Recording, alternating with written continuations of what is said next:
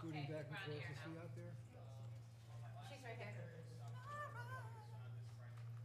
Cassandra, could you close that door, do you mind? Madam Secretary. Did you get my envelopes? 2 minutes.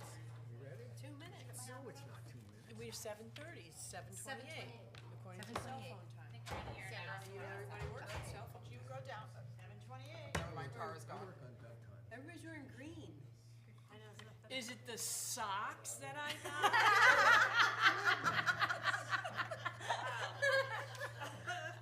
You know, it's the luck of the Irish today.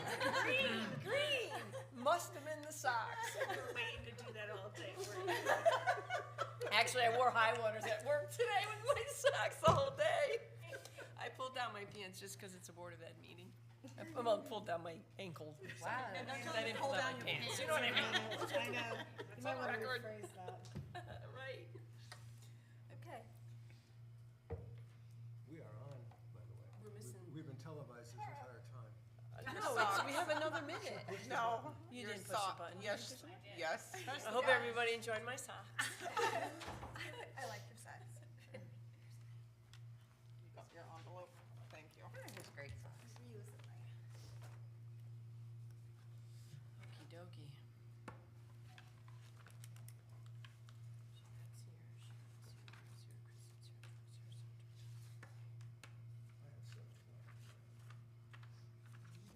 1 minute. People tune in when they tune in. Okay, being time. It's your last, your last meeting, so I guess you can do whatever you want. You've earned it. Took my gavel away too. Missed that.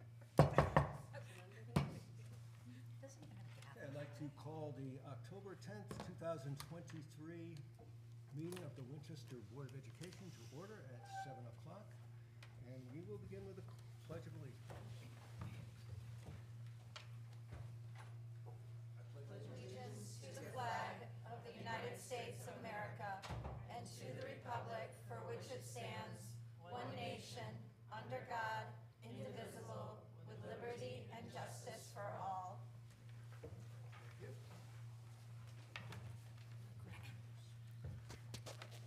And can we do the roll?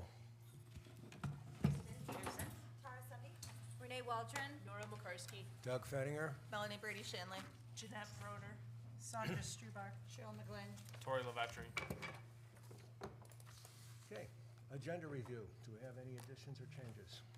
I would like to ask the board to please make a motion to add a field trip request form for discussion and possible action, please. I make a motion to do that, to add that we're under board action items. Board action items, Second. possible discussion, item F. I'll second that. Cheryl. Okay, all in favor? Okay, thank you. That brings it up to me, my last time. I want to start by saying how lucky I've been to work with so many wonderful people for the past 8 years.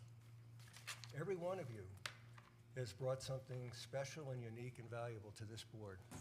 Whether you're a lawyer, a parent, somebody who's an educator involved in the special ed, somebody from the community, a small business person, you've all brought something unique to the board, and we've all worked together, and we've worked with courtesy and respect, which is something a lot of boards are not able to do. So I'm very grateful for that, and again, I'm very grateful that I've had a chance to work with you. I feel sad to be leaving, but I know we're in a good place. And just to remind some of you folks who haven't been around that long, it wasn't always that good. I was appointed to this board in April of 2015 to fill a vacancy. And after my first meeting, I went home and I said to my wife, pour me a drink. I can't believe what I've done.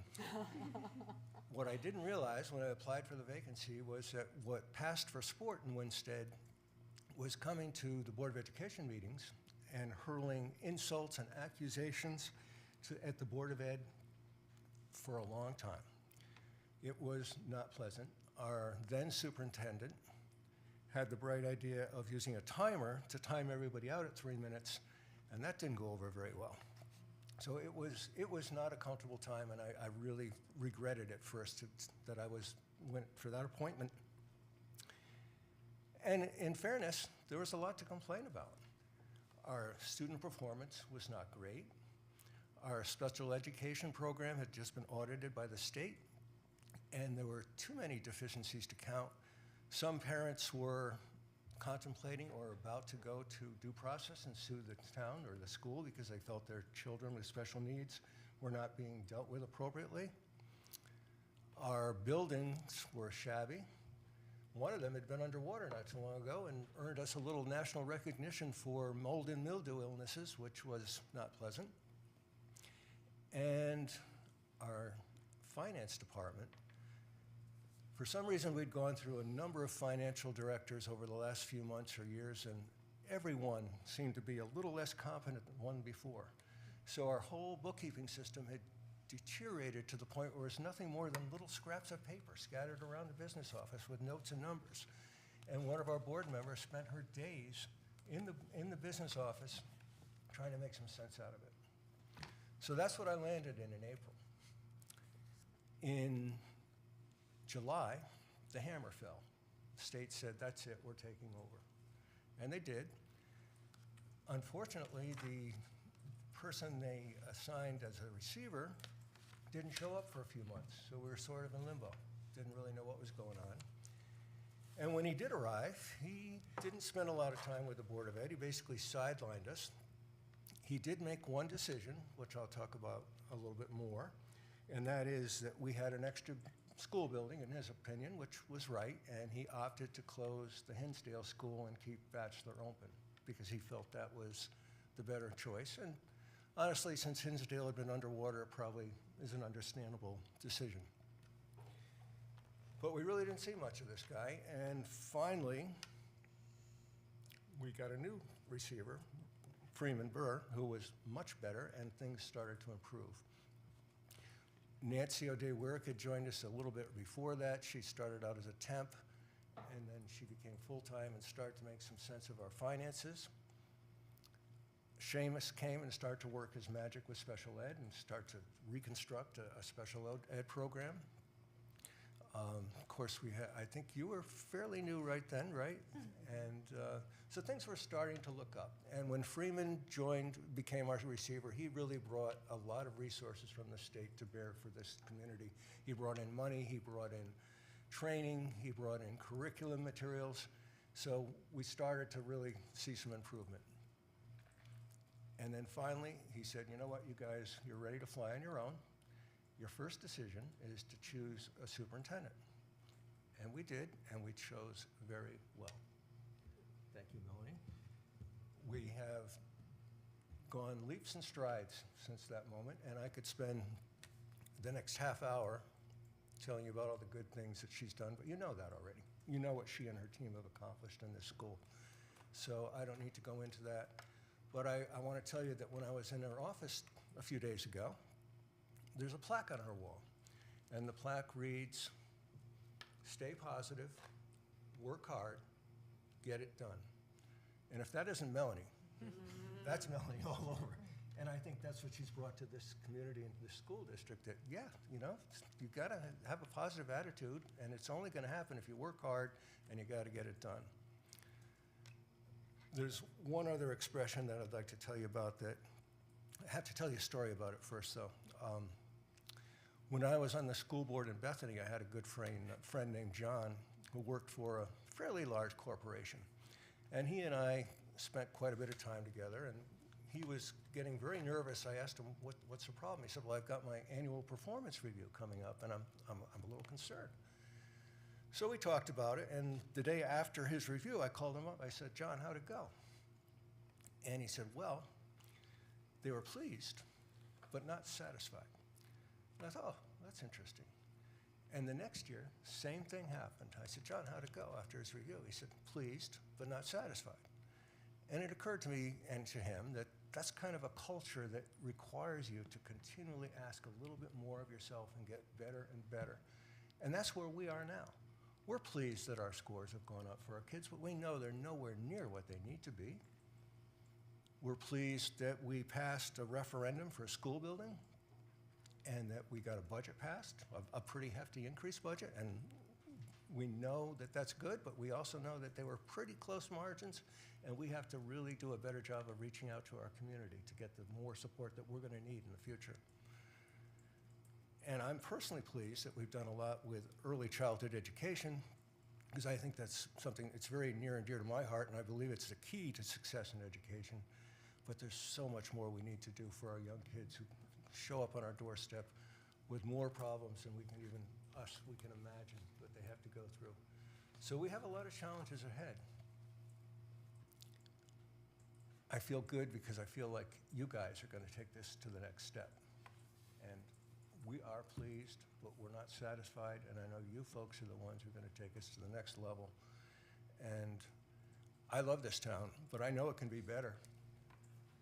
And the people who can make it better, the people who are in the best position to make it better, are the Board of Education members. So I wish you luck, and I know you're going to do a great job. And thank you for the opportunity to be with you.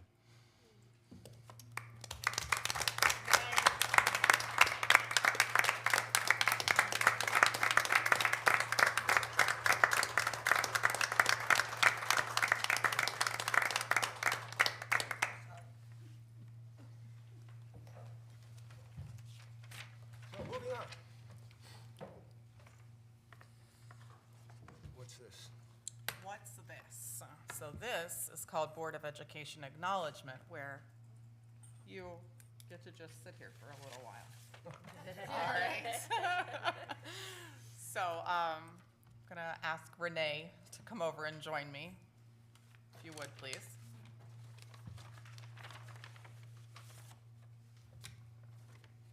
So, Renee, I'm gonna give you this, and I'm gonna do the heavy lift. Okay. All right, you'll know what that means in just a second, okay? Because poor Renee's had to lug this thing around all night, and I got given the task of lugging it around for a short period of time. It's not a tractor, is it? But it's a rock. Where did you find that? With my name in it. That's so cool. You know, I'm so glad it's not a plaque. It's for your garden. I know, that's really cool. That's great, thank you folks so much. That's really sweet. I don't know where you find something like this, but I want to know. Google it, California. Seriously? Did you fly? I hope you had a chip. Yeah. Ground transportation. You know, there's a, Should've this seen her at the brings to airport. mind an anecdote. When I read this in a book about Harold Ross, who founded the New Yorker, and there was an anecdote in a book about him where they talked about a reporter coming to him and saying, "Mr. Ross, we have a big story.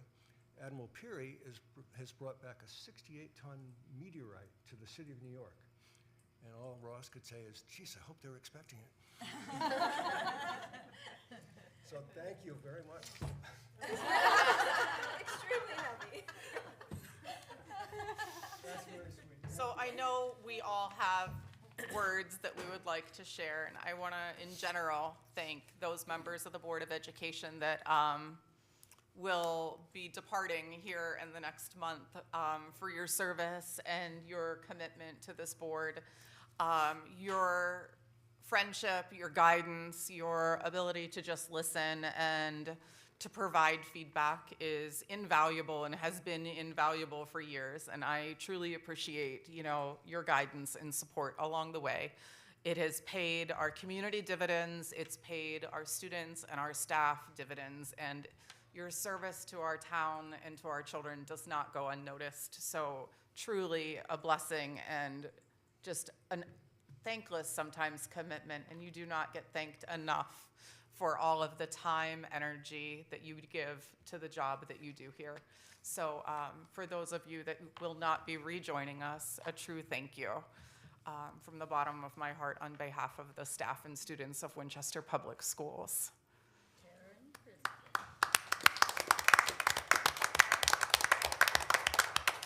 And I I want to say thank you tonight as a mom. I know we're having a later meeting than normal, and I want to thank you guys for letting me have my mom moment tonight as I celebrated Tyler's senior night tonight at Regional for cross country. Thank you for moving the board meeting a half an hour later tonight so that I could be with him this evening. I truly appreciate that.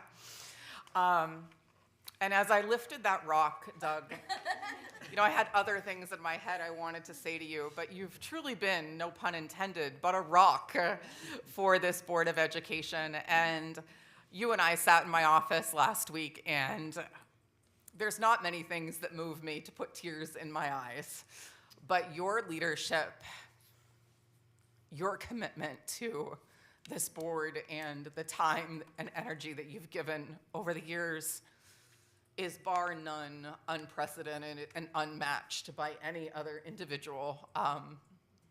And I can't thank you enough as the superintendent in this district for all of the time that you spend and all of the guidance that you've provided me from being a new superintendent to where I'm at now, because I certainly would not be where I'm at now without your partnership and without your leadership. So I thank you from the bottom of my heart for all of your time, energy, and just wealth of knowledge that you've shared with me along the way. Thank you. It's been a pleasure.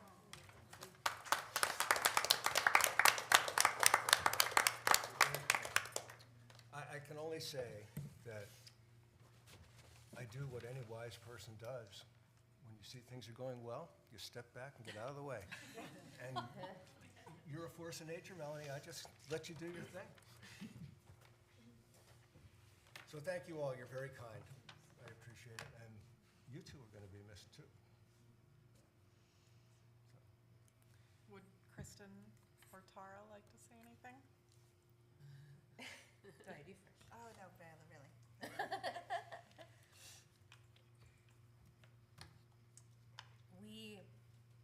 Four of us actually went to Gilbert the other day, and we talked to students about what to ask at the upcoming election debate for our Board of Education members. Mel. And, you know, we talked a lot about citizenship and how they're going to be voting soon, and, you know, it ended up coming out for us, you know, what it's been like and how it's changed us and being on the board, no matter how long or how short of a time we spent here. So, and it never goes away from your heart. Y'all have my phone number. I will correct spelling errors any day. I appreciate the opportunity to do it as a parent, and that, you know, my daughter's kind of moved into Gilbert now.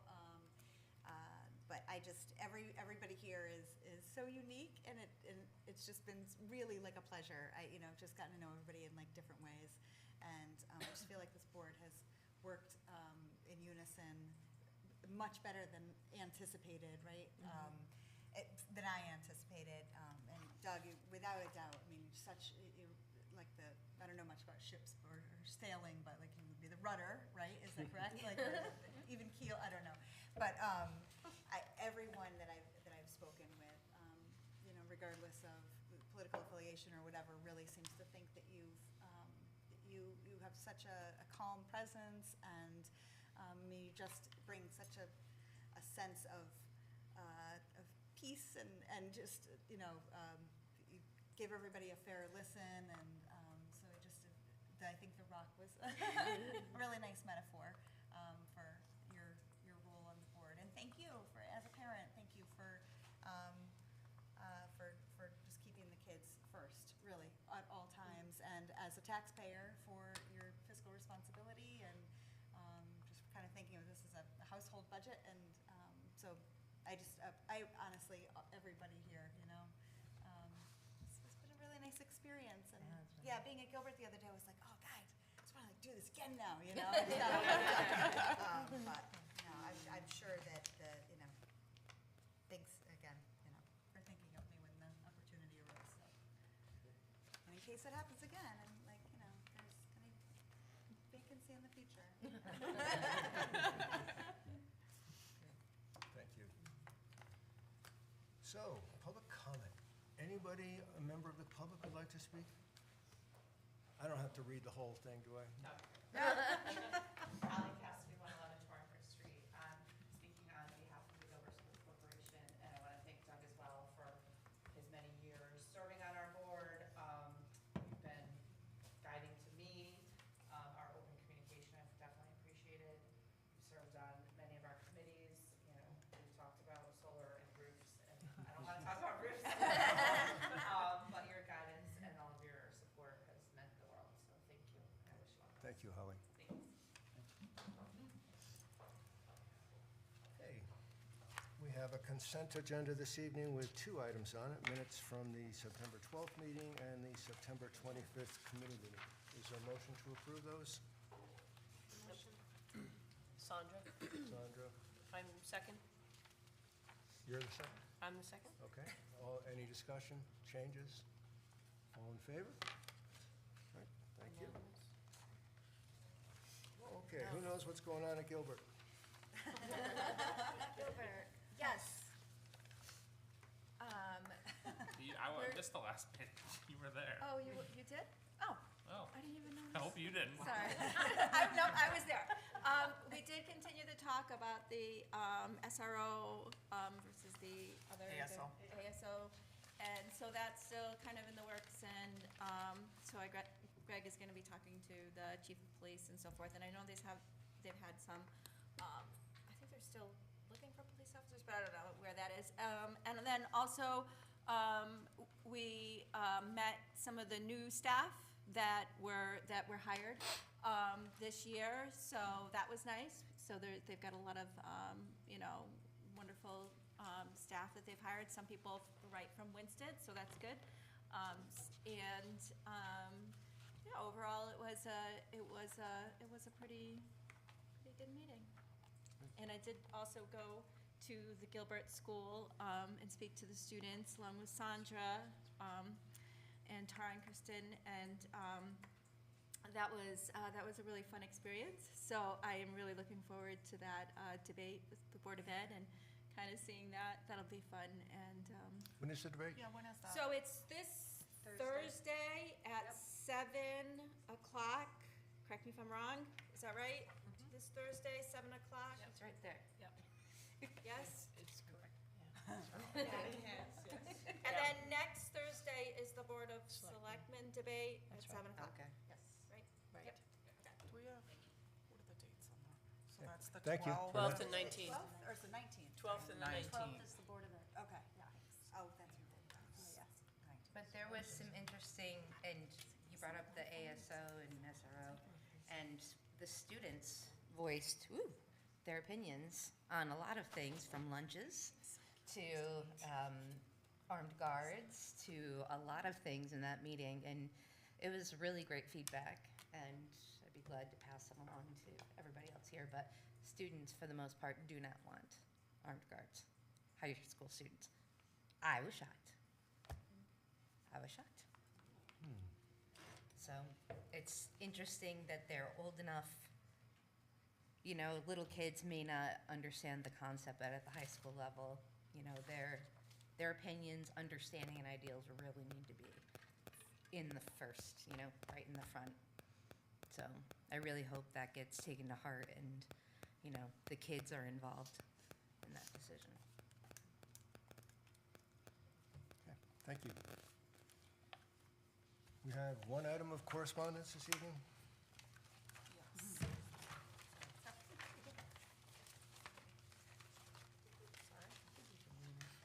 This is from a paraprofessional who had a short stint of employment.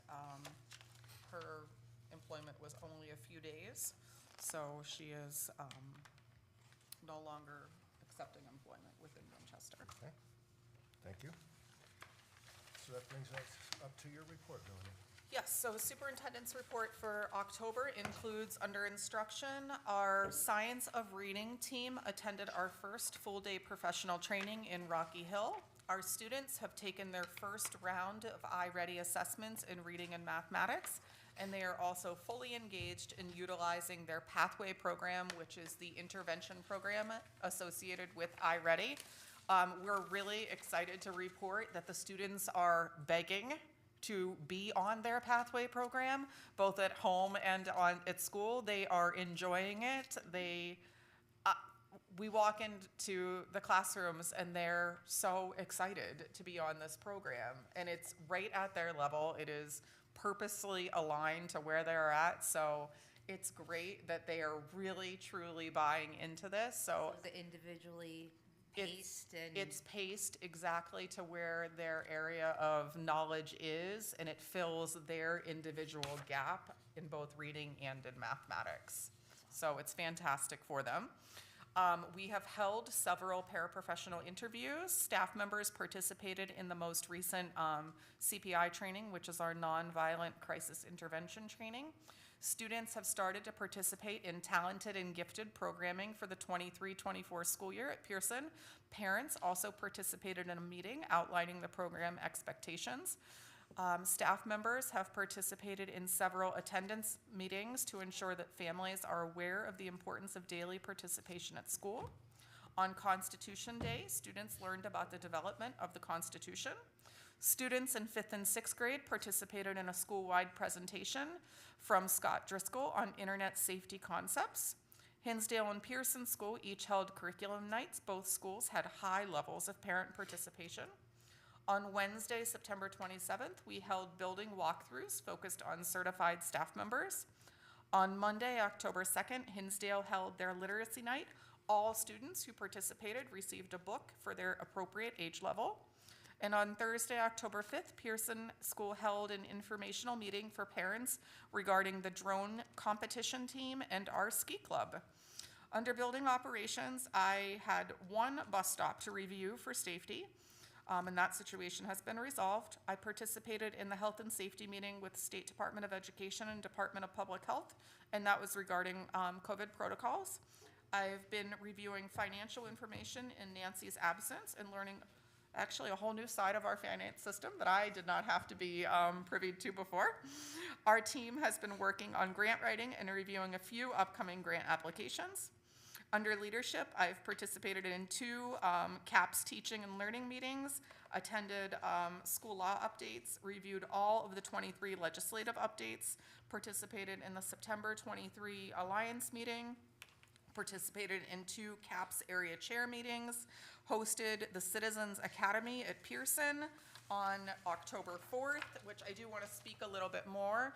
The Citizens Academy was started by Josh, our town manager, and it consisted of about 15 citizens from the town of Winsted, and they have been going to all of the departments within the town. This past Wednesday was the Board of Education, so I had the opportunity for 2 hours to be with these 15 citizens, where I took them on kind of an understanding of all the different facets of education, everything from finance to instruction. And they learned about the relationship between Gilbert, how that works, finance, how that works. They went through our budget. We went through instruction, communications, the decision-making that principals and leadership go through on a daily basis. They actually had to make several decisions throughout there. They had to make a difficult weather call that day. So we went through some different facets of leadership that day. It was very informative, very casual. We had some great conversations. They had wonderful questions that we engaged with. It was actually a wonderful experience, and I hope that the town continues to do it, because if more people understood the facets of how the town operated, I just feel like we would have such an informed community about the inner workings of our departments and town structures. It was so wonderful to engage with them. I have included for you upcoming important dates. If you want to see an exciting STEAM night, which is science, engineering, arts, and mathematics night, you should plan to be at Pearson on October 16th from 6 to 8 p.m. We have PTO meeting on the 18th at 6:15. Gilbert School has their corporation meeting at 6:30 on the 18th. The 24th, we have our board committee meetings. Also on the 28th, it is not on here, but we will be sponsoring a trunk or treat My husband's truck is being donated that evening. He just found out about that tonight. We are decorating it for champs that evening, and feel free to drop off a bag of candy because we are figuring on eating about 1,000 pieces of candy that night. So, Board of Ed members, bring on the bags of candy. On the 1st of November, we are doing Safe Student, Safe School workshop with some of our older students. Mrs. Silverio and our team of social workers and guidance counselors have been working hard with our behavior techs and that to put that conference together for our students, and that's going to be a hands-on workshop. Following that, we're going to give you a full presentation in November on what that experience was like for our students and our staff who put that together. Also on November 1st, if you want to see cuteness, you go to Hinsdale and you attend the Harvest Parade, which will be at 1:30, where they dress up in their harvest costumes that day and they parade around Hinsdale, and that is a day of cuteness. All right, so depends on what you'd like to see. Going into our staff vacancy report and student registration information for October, you can see that we do not have any current special education openings. We continue to have the building interventionist position open at TGS. We have no interventionist openings currently at WPS. We have 2 paraprofessional openings in the district right now, but I believe one of those has already been filled. Our custodians and the rest of our positions have been filled, so we only have 2 outstanding position titles right now. For new students from September 6th to October 5th, we have 6 students who came into Hinsdale, and those were all students who came, 5 of them came into kindergarten, and 1 student came into pre-K3. In terms of supports, all are unknown at this time because they are all entering school for the first time. In terms of withdrawals during that same time period, we had 3 students, 1 going to homeschooling, 1 moving out of state, and 1 moving to another town within the district, or within the state, excuse me. And nobody moving out or in at Pearson. The one represents first grade, right? Yes. Okay. Yes. In terms of enrollment, we are sitting steady right at 603, which is up slightly from our last report, but 603 right now. Our average daily attendance is holding steady right now, right around the mid-90s, so 93.5% average daily attendance. And district chronic absenteeism is not bad right now. We're right around 15%. I do want to see that go down. We did have our back to school COVID and stomach bug, that went around with everybody. So that happened in the middle of September. In terms of Gilbert enrollment, we have 432 students at the Gilbert School. They have 13 international students and 2 other students from out of district. And the breakdown for that is on the following page.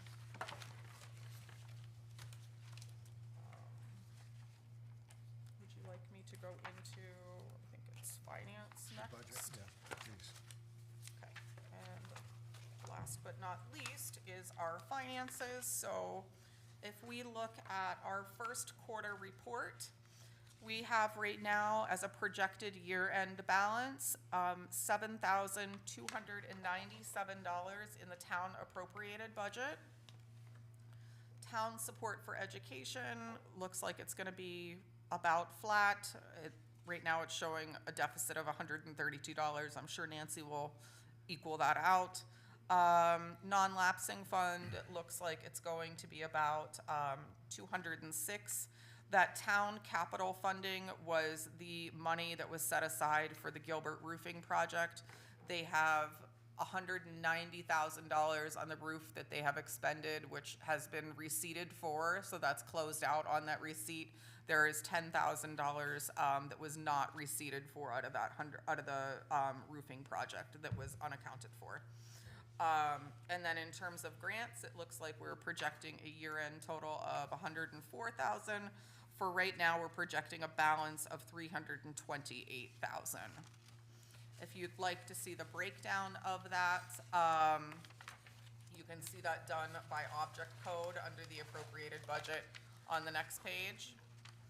And then following on page 19, you can see the non-lapsing page is all non-lapsing fund and Medicaid reimbursement is also broken down. Page 20 just kind of breaks that down in a whole chart for you, so you can see the encumbrance, any adjustments made to the quarter statements. Our grant budget starts on page 21, and you can see that looking at those grants and any carryovers, we are projecting right now a year-end potential carryover of $104,000 for grants. I will do my best to answer any questions you might have, if you have any. I'm just going, can I just back you up just a Yeah, little of course. To the iReady? Yeah? So now that you guys have it implemented, it'll be interesting to see, right, what the administration, the teachers, and then the parents, and what I'm interested too to see, seeing as it's so individualized, and we know that homework can sometimes be a struggle, to see if that is leveling out and the children are more self-directed. And I assume you're going to learn that from parent-teacher conferences or surveys? Do you think you would send out a survey to see how the parents feel? Let me just clarify, so are you, when you're talking about from the parent perspective on iReady? Yes. I think parent-teacher conferences and getting that feedback during conferences will probably be the way that we end up getting that, some anecdotal data from parents. Okay. In terms of the students, we are seeing it and hearing it from them literally, and I think we can easily garner some feedback from teachers and certainly administrators. Right now, what we're in the process of doing, tomorrow we have our teachers being trained from one of the iReady consultants. They're coming in now that we have our first set of data, which, because it was new for teachers and because it was new for students, I don't know that our September data is the best data set that we have, but we have data to be able to learn from. So what we're doing tomorrow is really looking at how to disaggregate that data and use that data to best inform teacher instruction. So I'm certain that our winter assessments that we're going to utilize are going to be more accurate to where students are actually performing at, because they're going to understand the program. There's not going to be those login issues. There's not going to be that kind of learning curve going in and that unfamiliarity with the product. So I think some of that will kind of flush itself out as they become more familiar with the product so far. Barb, do you want to speak about, you know, your experience so far? The awareness and the tools that we're giving to families is going to be very powerful. There seems to be buy-in. They're, purchasing the insurance to get the Chromebooks at home. They want their children to be successful, and they have a tool now that they can use to help them do their homework and to get a little bit more Right, that's involved. what I was wondering. Our parents have, almost every parent struggles to help their child in math because they don't understand necessarily the same strategies. They didn't use the same strategies that we teach. I think the iReady is going to be more accessible to families and something that they can recognize and be able to see things happen in real time and be able to help their child right there. And I think it's just overall going to be very positive, and I think we're going to see great results. Yeah, it's going to be interesting to see this year. In terms of the insurance, you know how we put the insurance out, we've had over 120 families right now that have purchased the insurance for students to be able to have Chromebooks at home. The remaining students, we start homework club on the 16th. This upcoming Monday and Wednesday of next week we'll start. And then the other ones already have devices at home that they're utilizing. Last week, Barb and Rosie sent out detailed instructions on how to log on from home, how to access the platform from home on their home devices or Chromebook devices. So Are there they're any working. students that are not going to be able to get the insurance that take the Chromebooks home? Say that again? Are there any students that are not going to be able to work from home with their parents' help, because they can't afford the insurance? We've had 3 families that have reached out for financial reasons, and we are working with those three families. So What does working with them mean? they get their Chromebook. Okay. And homework club is also an option for Yeah. those families too. Right, but that's here, right? That's not Correct, and at that's till home. 4 o'clock. So if they want to, as an alternative to not having a Chromebook at home, they may choose on Mondays and Wednesdays to have their child stay after school, and an adult here at school will help them to do their homework on their Chromebook. But there's no transportation for those kids. Correct, yes. Which is also an obstacle. It is, but it is something that, is available if they want. Which is great. It's another option. When, But when we are, will not have a barrier for any family. That's great. when are conferences? November, right? December 13th, 14th, and 15th. So will teachers be expected to share the iReady, as I think you mentioned, the iReady data with their parents? We already have, Barb's team and Rosie's team have already sent out the parent reports about 2 weeks ago, I believe. Okay. Maybe a week ago. But they have been sent home already, along with the SBAC scores. One of the things I was suggesting, the reason why I'm doing this is I'm wondering, we've got committee meetings coming up October 24th. Do we want to take a look at maybe some sort of example of what happens with iReady? Maybe a demo of a student, dummy student, and then maybe an example Absolutely. of what parents' report looks like, and We absolutely can take you through that, for just sure. to see. Okay. Absolutely. Happy to. Barb, can you just make a note and maybe highlight that for me so that I can put that on committee meeting, please? Yep. Thank you.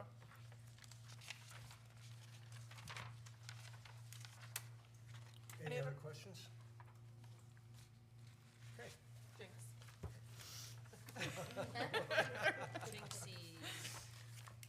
Policy, we have some possible changes there. Yeah, so let me just get this presentation set up.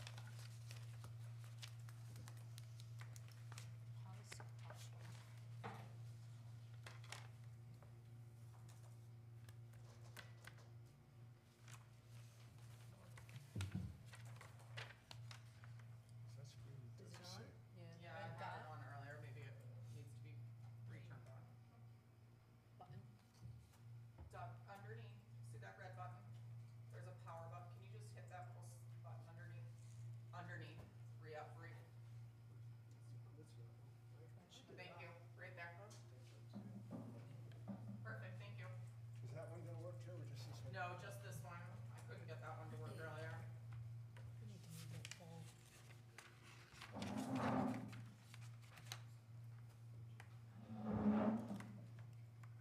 Okay, so during our last policy committee meeting, can you guys hear me if my back's to you?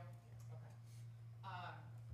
We discussed our current policy provider, which is CAVE, and then we also discussed Shipman and Goodwin as a potential policy provider. So what I've prepared for you tonight is kind of a comparison of the services and the cost and what have you between CAVE and Shipman and Goodwin, and the differences in the two types of products that the two different providers offer. So I am prepared to answer any questions tonight regarding this. Our current policy provider is CAVE, which is Connecticut Association of Boards of Education. So their cost is broken up into a couple different facets. So there's the membership fee to be part of CAVE, which is $6,736. Then you have the Express membership, which allows up to 5 board members to attend professional development at no charge. Then you have policy updates, which cost $350, okay? For a total of $7,486. So their model policies are developed, and then others are shared from other districts. So when you get a model policy, typically they provide you with samples from other districts, and it's your job to retract that information and change it from the other district. They do provide updates when legislation or legal changes are made to policies. So one of the things that I was anticipating that you may ask, because I know that some of our board members do sometimes attend professional development at CAVE. Let's just pretend that the Board of Education decided that $6,736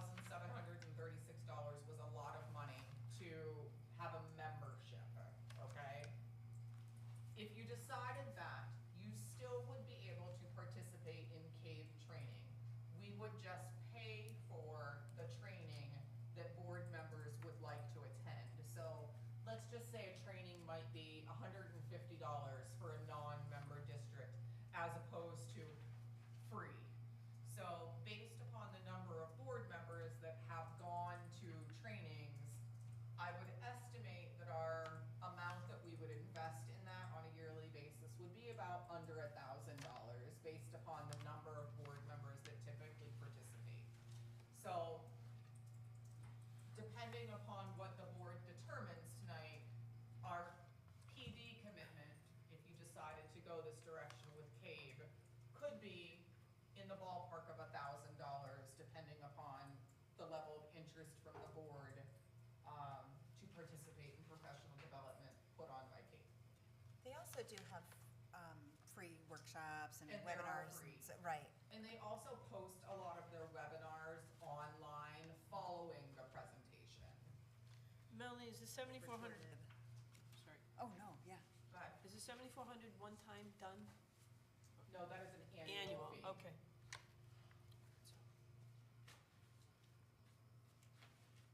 So, right now, Shipman and Goodwin is the other firm that you are talking about because they are currently representing you as your attorneys, and they do policy writing.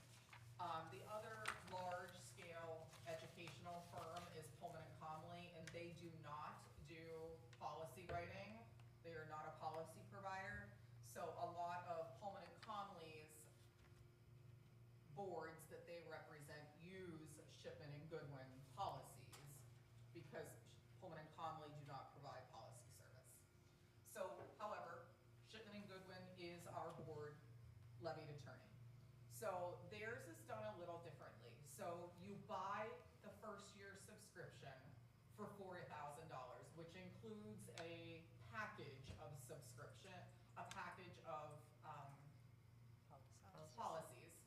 And then after that first year, your annual subscription is $1,500, which provides you access to 100% of Shipman and Goodwin's model policies. They provide updates on all legislative updates each summer, and then regular policies updates are done annually or as necessary. So when you say, I'm sorry to interrupt, like the legislative is obviously the mandatory, then the regular policy updates, are those not mandatory, are those just like suggested updates or? So there's the legislative, which comes through typically in the summertime, Yep. that they update in the summer. Then you have like maybe federal that might come through, like you know how the October legislative session and Yes. there were new bills that had just come through on October, those might get updated as necessary. So You know, it's just those- the mandatory are, okay, Yes. okay.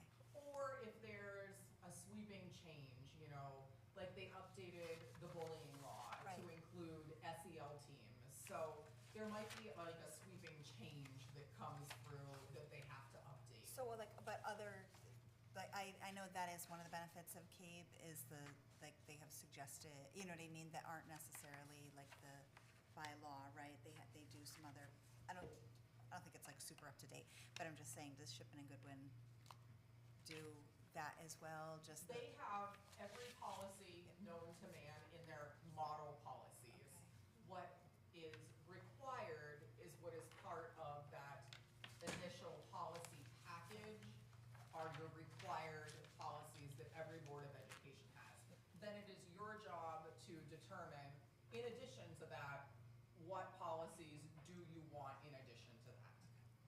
So are you asking, Tara, about the versions that the CABE policies give you, like whether or not, is that what you mean? Well, I was just thinking of like any kind of like recommended, so even though, because that is like what CAPE does, right, it's just that they're kind of doing that due diligence around just like basic like trending updates, things like that, but not necessarily necessarily mandatory. But we also have a starting point, right? I mean, we already have policies to work with. Correct.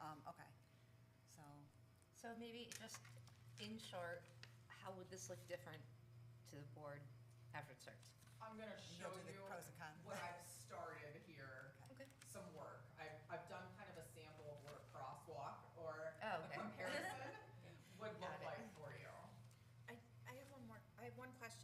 membership for CABE, what is that, what do we get from that?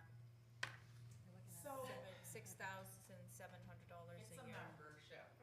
You've got your monthly newsletter that, you remember the use Shipman and Goodman from Mooney had talked about that crazy Board of Ed, that fictitious Board of Ed.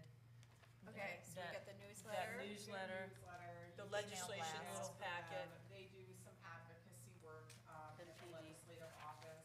You know, you have them to be able to call if you have any questions as a board member, so resources. They've trained us as board members what our do's and don'ts are. Okay. Shipman and Goodman would. But they would Well, still no, be they- able to they'd do come in. that if we bought into their pay them. professional development, Well, right? you If could- they were. Or you could gonna pay come in. for a workshop. A for-fee service Yeah. also, Yeah. yes. Yeah. Okay. So there's still classes and stuff, like you could have access to. So, here's pros and cons of our current experience and provider, and this is not an end-all be-all list, but just some of the main points that we've hit. So, for CABE, some of the pros is the time and effort that we have put into our current policy package work that we've done. The policy package is relatively cheap to add on to our current CABE membership of $350. The cons, Kristen, thank you, we have noted many grammatical errors associated with the policies. The policies do not use neutral language. There's typically a time lapse in updating policies from the current provider, and the policies are often wordy and not concise. You know, when we compared the difference between the Shipman and Goodwin policies versus the CABE policies, the language was very, very different. When you talk about looking at the pros and cons of considering a new provider, some of the pros would be the initial policy covers all required policy by legislation. The policy language is clear and concise. The policies will be supported by our current legal counsel. The cons is there will need to be a full review of all policies to determine which additional policies, will need to be added, which will need updates, and which should be eliminated. There will need to be a policy crosswalk or comparison to be completed in this work. So whenever I looked, one of the other things that I wanted to just give you is I went to LCSA, which is Litchfield Area County Superintendents Association, and I wanted to share with you that currently in our local area, the following is true. 9 districts are currently using CABE for policy services. 8 districts are using a legal policy service, primarily Shipman. And then 3 districts are considering changing to a legal policy service. So we are considered in that 3 districts. We have another district that's sitting in the same boat, and 2 other districts that are sitting in the same boat as us. I found that So, interesting. Yeah. Mel, where does, some of the districts are kind of like us where all of our kids go to different schools after 6th grade or 8th grade. Those particular ones, where do they fall? I don't have, I purposely didn't name the districts. in Right, here. but I mean, would you I say have the more? list in my office, Okay. Chris, I can share with you specifically the list. I was just looking percentages, like, did more seem to fall into the legal, did more seem to fall into CABE, did more?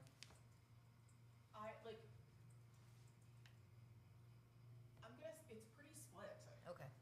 You know, it really is a split situation. I didn't find any type of delineating factor that said this type of district goes this direction and this type of district goes this direction. It really came down to board personal preference, in my opinion. I didn't find any indicator that said, oh, this district's gonna go this direction.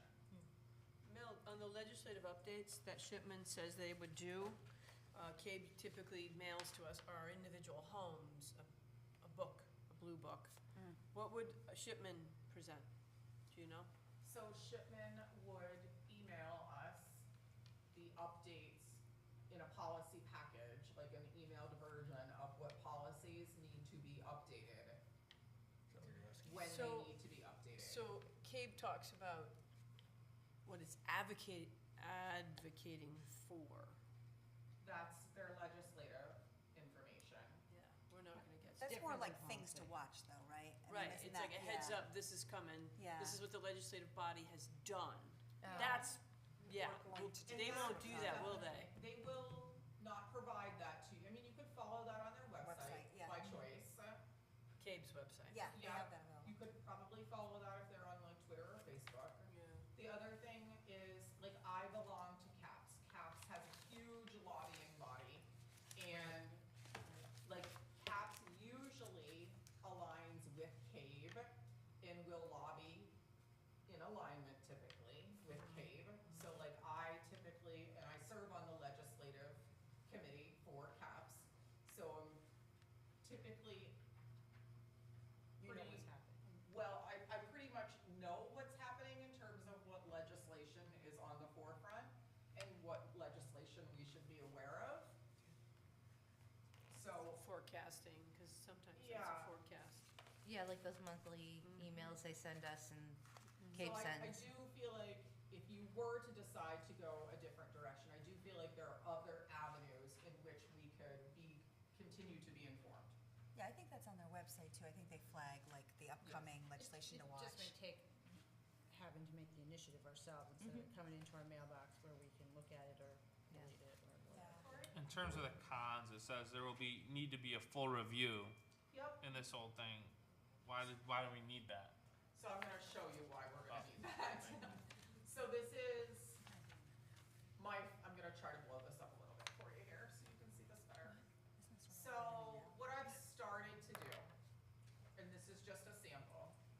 So if you took Shipman and Goodwin's 1000 series, which is Community and Board of Ed Operations, and you took our current 1000 series, which is also Community, and we do a crosswalk, okay? These policies on the left-hand side are the policies that Shipman and Goodwin will include in that initial buy-in package, okay? Then what I did was I took all of our policies that we currently have in the 1000 series. And if we had the same policy, I put it next to the Shipman and Goodwin policy. So they have a deadly weapons and firearms one, we have a possession of firearms one. So they're side by side. So we would need to compare and contrast those two policies and determine which, like, what the differences are. Obviously, we'll probably end up going with the Shipman one, but we would need to compare and contrast that situation. We do not currently have an automatic external defibrillator one, so we know that we're gonna need to pick up the Shipman and Goodwin policy on that. Right now, our green cleaning program is in the 2000, or in the 3000 series. It's in the wrong area. So we have green cleaning in the 3000 when it should be in the 1000. So And there, pesticide so replication I too. need to do a crosswalk between where they have things labeled, where we have things labeled, what policies align, where they're at. The other thing that we need to do is we have additional policies that are not listed under the Shipman and Goodwin. So for instance, we have, I'll give you public participation at board meetings. This is also mislabeled. This should be under the 9000 series, under boards of education and bylaws. So that is in the wrong spot. But we have this one here from 1996. I'm willing to hedge a bet that the news media relations policy from 1996 may be out of date and maybe no longer applicable. So we may need to consider eliminating that policy if it is no longer in date. Or we might say, is there a more up-to-date version that Shipman and Goodwin has that we would like to consider and substitute? So that is the crosswalk work that has to be done, and it'll need to be done series by series by series in one chunk. So we won't look at them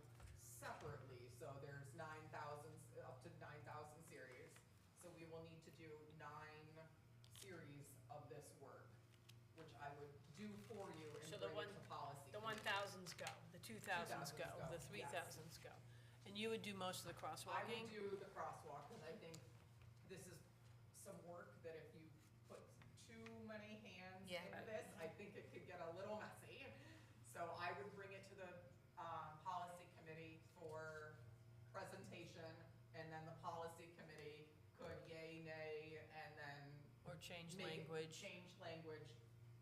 I would bring the first drafts to all of, the first level of work to the policy committee for any type of work that they would like to move forward with. So my understanding when we first started talking about this was that if we got with Shipman and Goodwin, we're required to use their policies and not make changes to that. True, So now we're talking about true.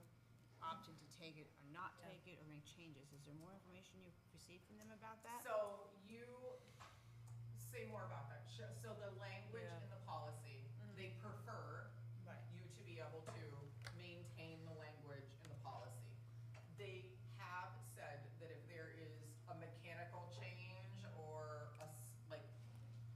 we're a K-6 district, so there may be times where there's K-12 language that doesn't apply to a K-6 district. So that may be a time where we need to adjust the language in a policy. So I gave that to our attorney as an example. She said that would be an appropriate time to adjust the policy to represent our current situation. So How about if we decided that we wanted to keep our parental involvement policy and not use their parental involvement policy, just as an example? You know, how, you know, would that be something that's acceptable, or they say, no, you That's have a to use board- theirs? That's a board prerogative, I think, as long as, you know, it's up to date. It's not dated 1996, and the board Like is the- standing by that policy, I think that would be acceptable. Like the visitors is a good example. You know, there's Yeah. visitors and there's visitors. You know, Any example, There and no and matter what, the board has the final say, yes, right? Yes, Obviously. we have the prerogative With the too. exception of, like, your legally mandated policies, like, we obviously don't have a lot of leverage around, like, the A FERPA state, policies. a state mandated policy. Yes, like, But- those languages are boilerplate languages that we're required to have. Okay. But Shipman has said they want to keep it their language so they can defend Defend this. it, right. As much as possible, you know, but they are open to some language changes that may need to be specified for our particular situation. And that's where I want the clarity, you know, I don't know, because before it was our way, the She had- highway, now it sounds like we might be able to have some We discretion are in it. able to have some discussion around it. I did get clarity around that Okay. corner, and she did put that in writing to me. Okay. So would you do it on a case-by-case basis, Sarah? You can, you know, but again, sweeping changes and changing the meaning of the policy, no. Right. Because that's what I recall us talking about Right. was, yes, would they support it? Would they stand behind, right? They would, as long as it's not changing the meaning Right. of the policy. And So- we would incur a legal fee each time we want to make a modification to the policy that we Right. now have to run by them. Well, if you're getting their have to get their opinion, approval? yes. But if you're making just a modification that we can make as a Board of Education, no. You said mechanical. But do we have Because to? we own the model policy. Okay, we own the model policy, but again, going back to, they want us to, you know, they want us to use what they're providing us.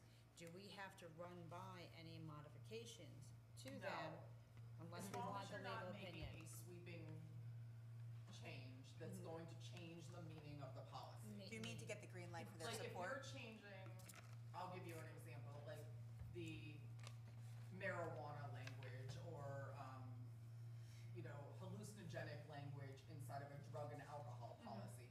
I would say that is not our expertise as a Board of Education. We would want to get legal understanding about any language change that the board may want to make around something like that. If we're making a change to our recess policy, you know, I think we can pretty much understand the ramifications of changes to that policy. Okay. just So I kinda- think it depends, policy specific, I would say. I mean, I like the idea of having policies that have been proof, they're tried and true, you know, and our legal team will support. That, I think, you know, eases our minds a lot, that they're concise and well-written, that's really important as well. Clarity is important. But I do think that as a board, we need to consider what our board is, what our school is, what our community is, as far as making certain policies more individualistic to us. And so that was my biggest concern, about not being able to do that. I think you have the freedom to be able to do that within the parameters of not changing the meaning Not in the changing policy. the substance, but more the. Correct. There's some flexibility and stuff. Absolutely. Have you found in doing this that we have gaps in our policy because theirs are so comprehensive, or? I do think we have some gaps that we need to address. I also think that we have some policies that are outdated, that may no longer be needed or applicable to our current situations. Yes. I hate to be on the That are policy just committee. taking up space. So, Yeah. what's your estimated time all of this would take? Years? No, Months? I think it should take a full school year, and it would take a full school year to do this. I have talked to Heartland School because they actually have just finished this work.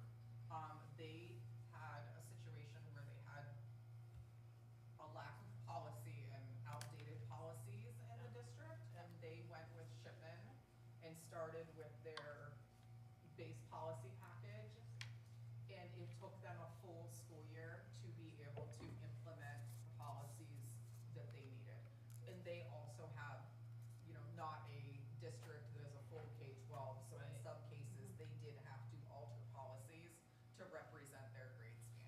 But I would say that that would be mechanical changes, not substantive. It depends on the policy that you're working on. What does Gilbert use? Gilbert is using CAPE policies. I'd hate to be the policy chairperson. So, that is the presentation. So, it is up for the board to make a decision as to whether or not they would like to move forward with making any changes. As the person that's been policy chair for the last few years, What do you think? and we've done a lot of work, I am advocating for the change. It was not something that I've come to lightly, because we have put a lot of work into it.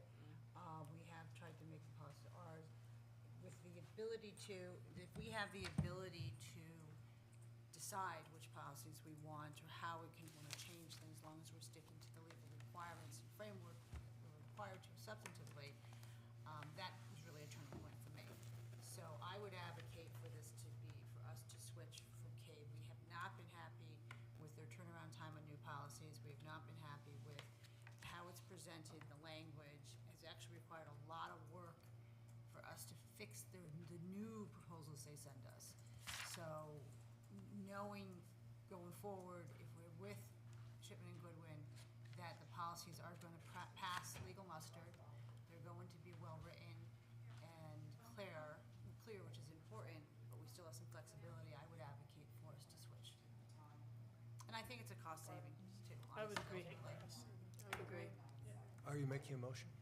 No, I think we're just discussing it right now. Okay, so I'm that just would be on a offering my future agenda? opinion. Oh, What? I think we can make a motion now.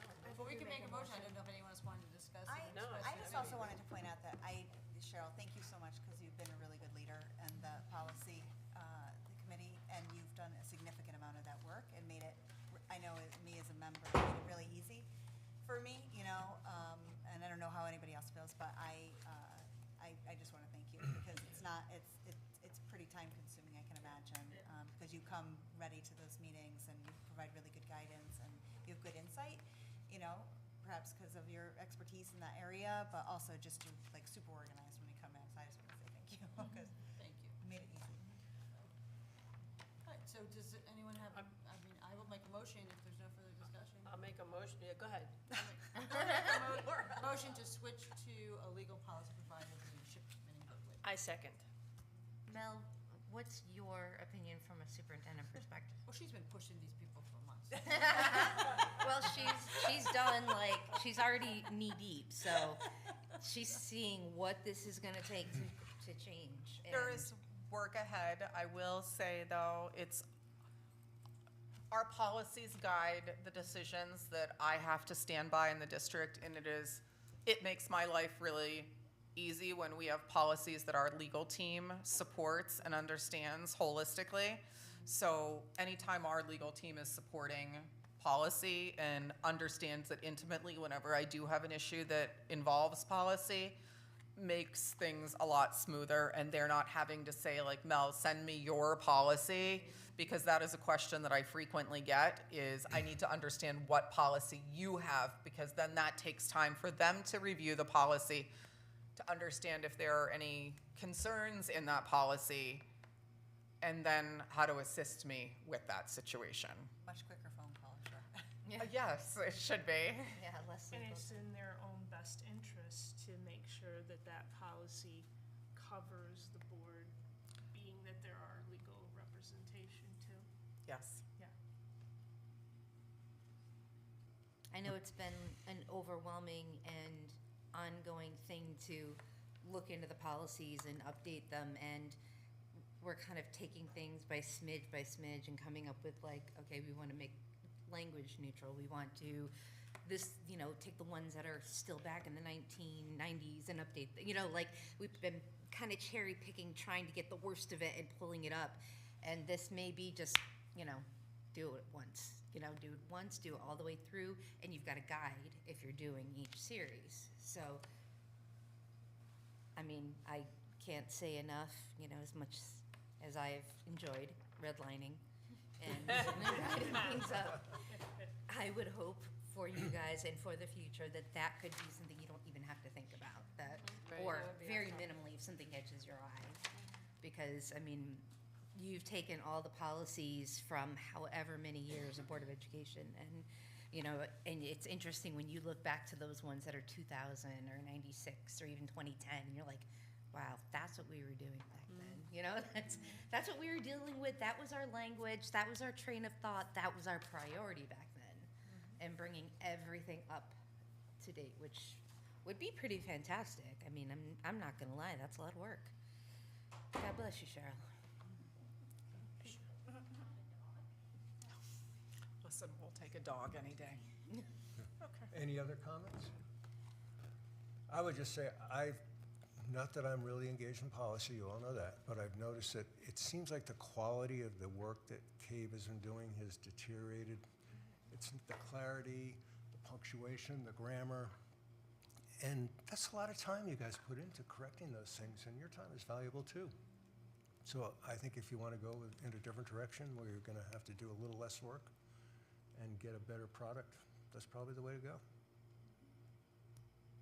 So, no other Just comments? as far as these motions, I just want to be clear about this CABE and the cost. So we are not, we're going with this membership, no express thing. That no is up to the anything. Board of Education. wanna make sure that So we're- we do need to I need to gain clarity. So you do have the membership through June 30th of this upcoming school year.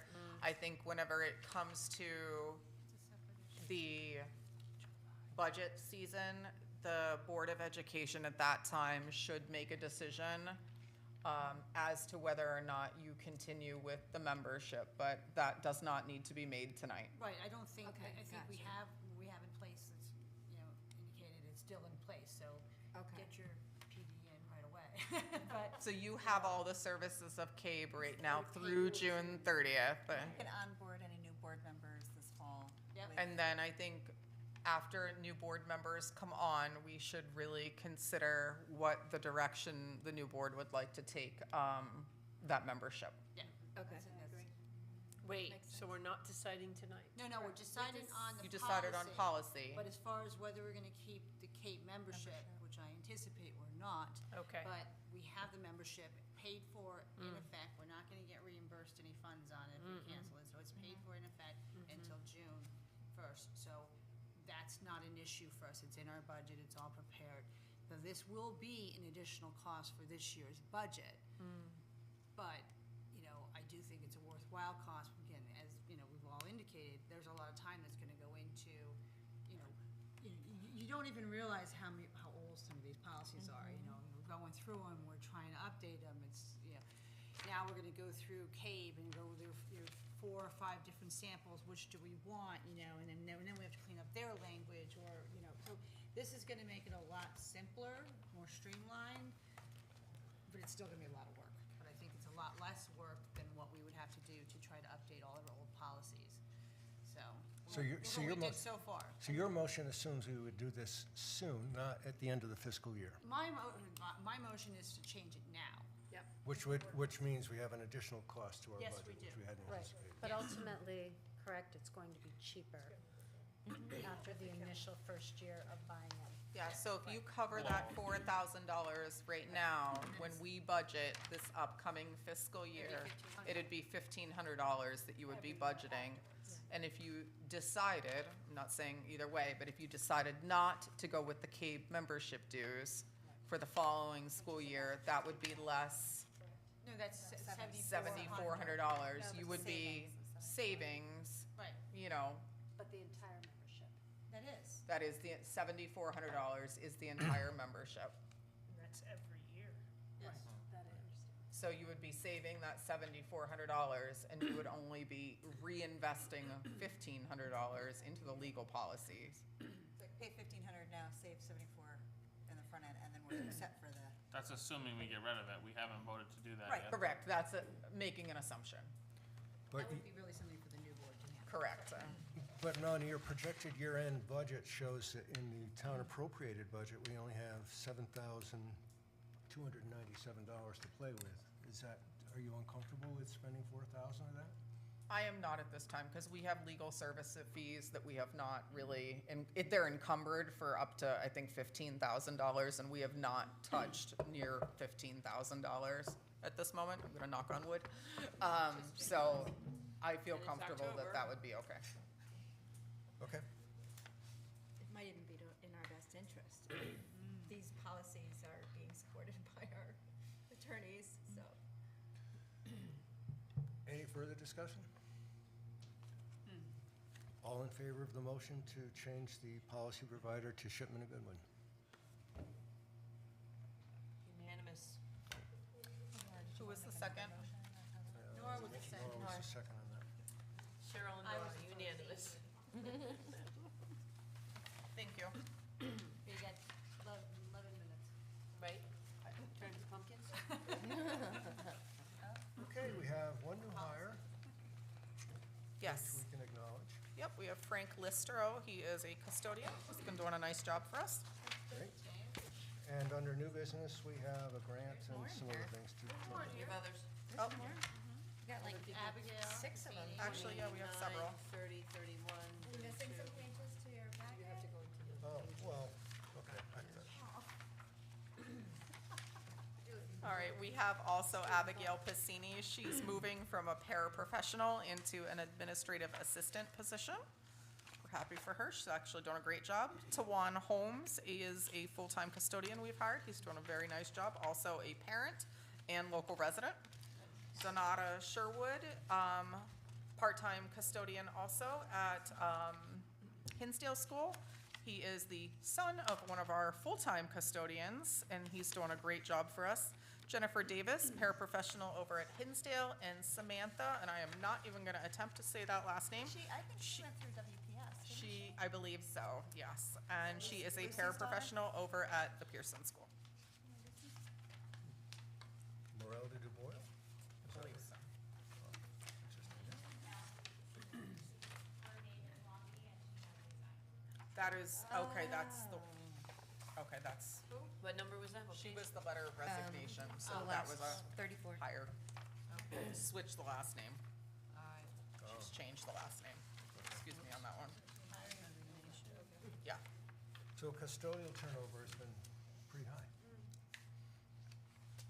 We are in a really good spot right now. We are gonna stay there. Okay. We have got a great team right now. They are working really, really hard. I just don't want to hear about you mopping the floors. We are going to knock on wood. Okay.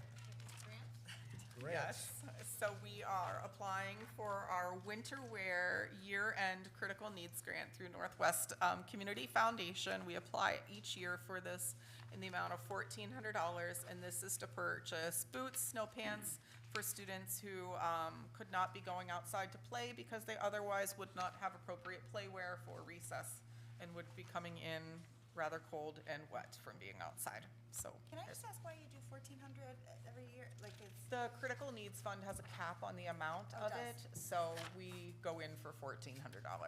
just curious, thank you. Yep. Mel, is mail still forwarded from Pratt Street?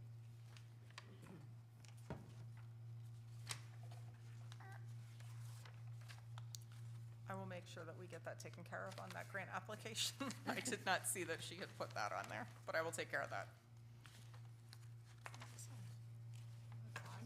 Good catch. What page is Oh, that? there, oh, That is on page 36. 36. I think you can probably even change that in their database. So I'm looking Pratt for Street, there you go. approval. Make a motion. to I'll approve. second. So that's Cheryl and Tara. All in favor?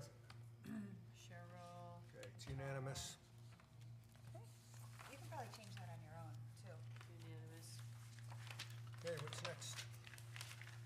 We have the birth through 5 extension grant, and this is Emily submitting on behalf of our Family Resource Center. It is the departments associated with our FRC and school readiness. The grant amount is $7,500, and this would be stipends to plan parent engagement events in partnership with the Northwest Community Foundation, the School Readiness Council, a minimum of 2 parent-focused capacity building events to raise awareness of early childhood education needs. And the total for this grant is the $75,50, so we are asking for approval to apply for that grant. So all of these events will be done by December 31st? Yes. That is the time frame on the end of the grant. December 30th. Right, I request that you remove the double parent on the School Readiness Council. I saw you trip on it. Where are you at? What is the page 40? Page 40. 41. School Readiness Council on the bottom. Two Minimum. parent-focused capacity. Double parent. What is that? mean? Typo. It's a typo.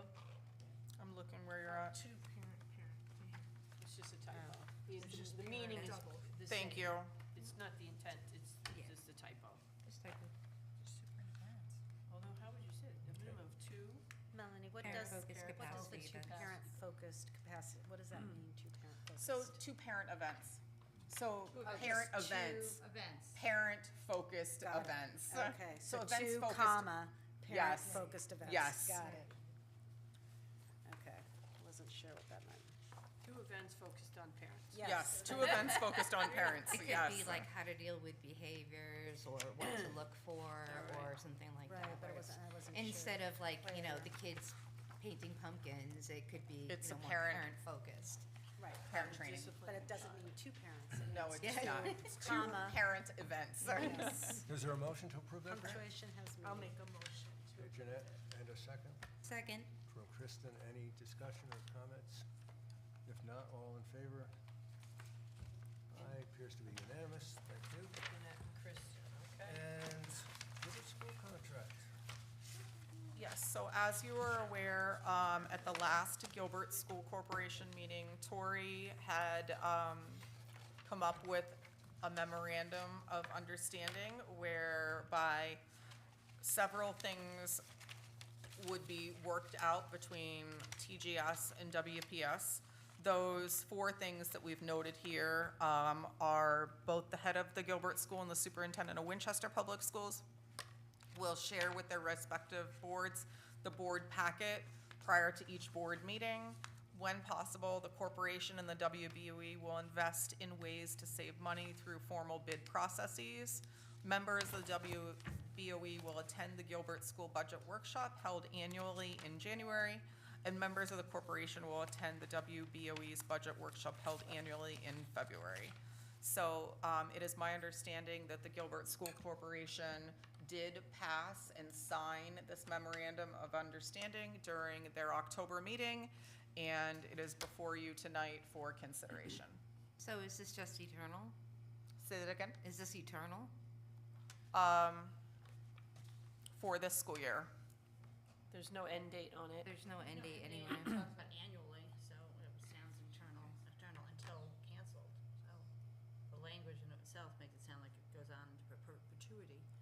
unless canceled.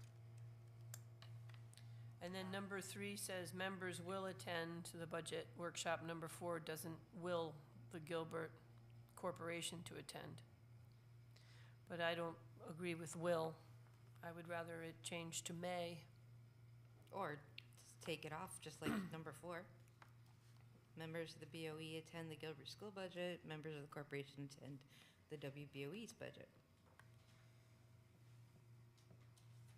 I can take will out if you'd like. I think it should be May May? on 3 and 4. Or may for both, yeah. But at the same time, we already can attend, we just don't, in the budget workshop that we have, it's not a public participation meeting, right? We do discuss it. It is a public meeting, right? It's a meeting So in anyone Town could, hall, yeah. but we don't have public comment at the workshop. Correct. Right, and I'm assuming the Gilbert School Budget Workshop is also not a public comment, so it's just an observation thing. But that's also, is that also open to the public? I believe so. So I don't, if it's gonna be in May, it's, maybe it's taking more of a policy point, but it's not instructive. Would participate be a better word, or would that be put Well, to if the we're motion? gonna participate, but Yeah, but there's then not you even have to- public comment at the Gilbert meeting, so Why- it's not, while we do have public comment, and I understand that's the difference between a public and a non-public entity, but, I have no problems with, going and attending their workshop or having them come and attend our workshop. But, requiring us to come and go and attend a workshop that we're not allowed to participate in doesn't sound, reasonable, or giving us consent to attend a workshop that is a public meeting anyway doesn't, or that giving them doesn't make sense either. So it's just, this MOU, and I appreciate tremendously the efforts of Tori putting this together, but the 3 and 4 are nonsensical. Because we get the presentation anyway, right? We're Yeah, we get invited the anyway, it's a presentation public anyway. meeting. Well, I think How about invited? Members of the Winchester Board of Ed will be invited to attend the Gilbert I think- workshop, because the intent behind it was to ensure that there was a formal invitation extended so that both organizations had the knowledge that the budget workshop was happening and that there was purposeful intent that you are invited to attend so that you are knowledgeable about what either organization is presenting. And if, Right. maybe I'm, I'm not sure the language that says will attend has, anyone's gonna be dragged away if they didn't attend the meeting. I'm not saying a question of will attend, You but know, it's putting an that- obligation on us. I don't and even something think that it's we an don't have obligation. Well, I disagree. When we do an EMU, that says that we're supposed You're to not do a- something, we're supposed to do something. Like when we join this board, we are supposed to attend our meetings here. So this is another event that's gonna be attended. We have no point in scheduling, we have no right to participate or comment upon. So it's, I don't, I I do think that- understand the courtesy of inviting us, I appreciate that. I do think that the Gilbert Corp does have an opportunity for a public they have a public comment opportunity. They do. Within their meetings. Tori, you kind of came up with this, so what was your idea behind it? Like, what did you envision happening with? My envisionment was that, so everyone would come and be able to talk collaboratively about and get our frustrations out on the table there. So we're not talking about it at this meeting, saying, well, why is this number so high, and this and that. We would understand it since we would be So there. it's not really going to their meeting Right. to listen to their presentation, or them coming to us to listen to our presentation. It's almost like a meeting before all together to kind of like start talking about what we're gonna be seeing at the meetings, at the presentation. Like a maybe plan, a- like part of the planning. So Like it's a- part of, so the language would be, they will attend, may attend and participate in the workshop, be it the Gilbert to the BOE or the BOE to the Gilbert. Is that what your intention was? We could say participate, but at the end of the day, it's the board, the elected board that's gonna make that decision, or the Appointed Gilbert. board, yeah, no, Right, so absolutely. We could say participate if that makes anyone feel better. I just want everyone in the room so we can all look at it together and there's no surprises when we sit down and look at everyone's budget together. So was it I think when you originally talked about it, it wasn't necessarily their planned meeting. It was to have kind of a collegial Right. type of meeting so Right. that we could talk about the budget and, like you said, have discussion around it so that, is that what Right. you're, I think that was the intent, maybe. So The thing- something separate, yet Yeah. another, where we could come together as two boards Right. Like to a talk planning about meeting. our Right. children, right? Rather than just their scheduled meeting, Because our meeting is, and vice versa, right? yeah, our meeting is a meeting in public, it's not a public meeting, Mhm. so they can't participate. So if you want participate, and I don't, Well, yeah, I this believe isn't- their meeting is the same, that is, it's a It's the public, same. it's a meeting in public, it's not a public meeting. Yeah, I mean, that's when I've, So 3 and 4 would have to be adjusted if you want to have some sort of, you mentioned talk collaboratively. So it Yeah, can't be at because these in mine, formal I only had meetings. 3 points, if I recall. And there wasn't us to attend theirs or theirs to attend ours. It was we will attend one board, one meeting prior to budget, was how I put it, or something like Prior that. to whose so budget? that changed it. To our budget, since we're but then actually someone, I believe, I think it was even Renata had pointed out that their budget is before our budget to put in for our budget. So No. that's why that's why they said, oh, well then, we should have it before their budget meeting. So, I don't know, I just want to make sure that whatever we well, say which is we're a good gonna do idea, because we makes should have it, sense, right? if we're talking about it after they already approved theirs, that makes no sense. No, you're right, no. So that was a good idea. So and I think that the way it's written down right now, I think it's fine. And I just think if we went to theirs and they went to ours before we presented to the town, I think it would solve some problems. And I'm hoping. And it does say the duration may be modified by mutual consent of authorized officials from the corporation and the BOE. Well, I mean, So this is not, we're not signing our life away to this here. We can be altered or whatever. it can be altered by mutual consent of both Right. boards, which means one board can hold the other, I to this also- EMU. Would just like to point out that with number 3 and 4, specifically the Winchester Board of Education, let's just say you would attend the Gilbert School Corp's financial meeting, the budget workshop, and let's just say that you would have, some questions or some inquiries that you have regarding the budget process. That would be appropriate that you would have 4 members that you've appointed to be able to go back then and say, these are the concerns or inquiries that I have regarding the budget. Can you come back then to the Winchester Board of Ed with information on these particular points of interest for me? That would probably be the most formal way that we should handle inquiries as such. And I disagree, because there's been times in the past where there's been inquiries asking for information to support certain figures, certain budgetary decisions, and the information's not been provided to, the people who we've appointed to that board.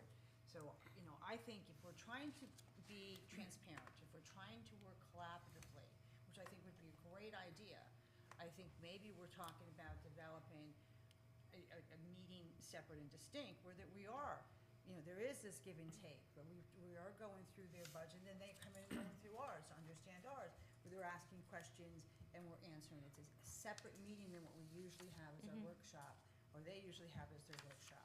Because if the workshops, our public workshop is not a question and answer period, it's a board workshop.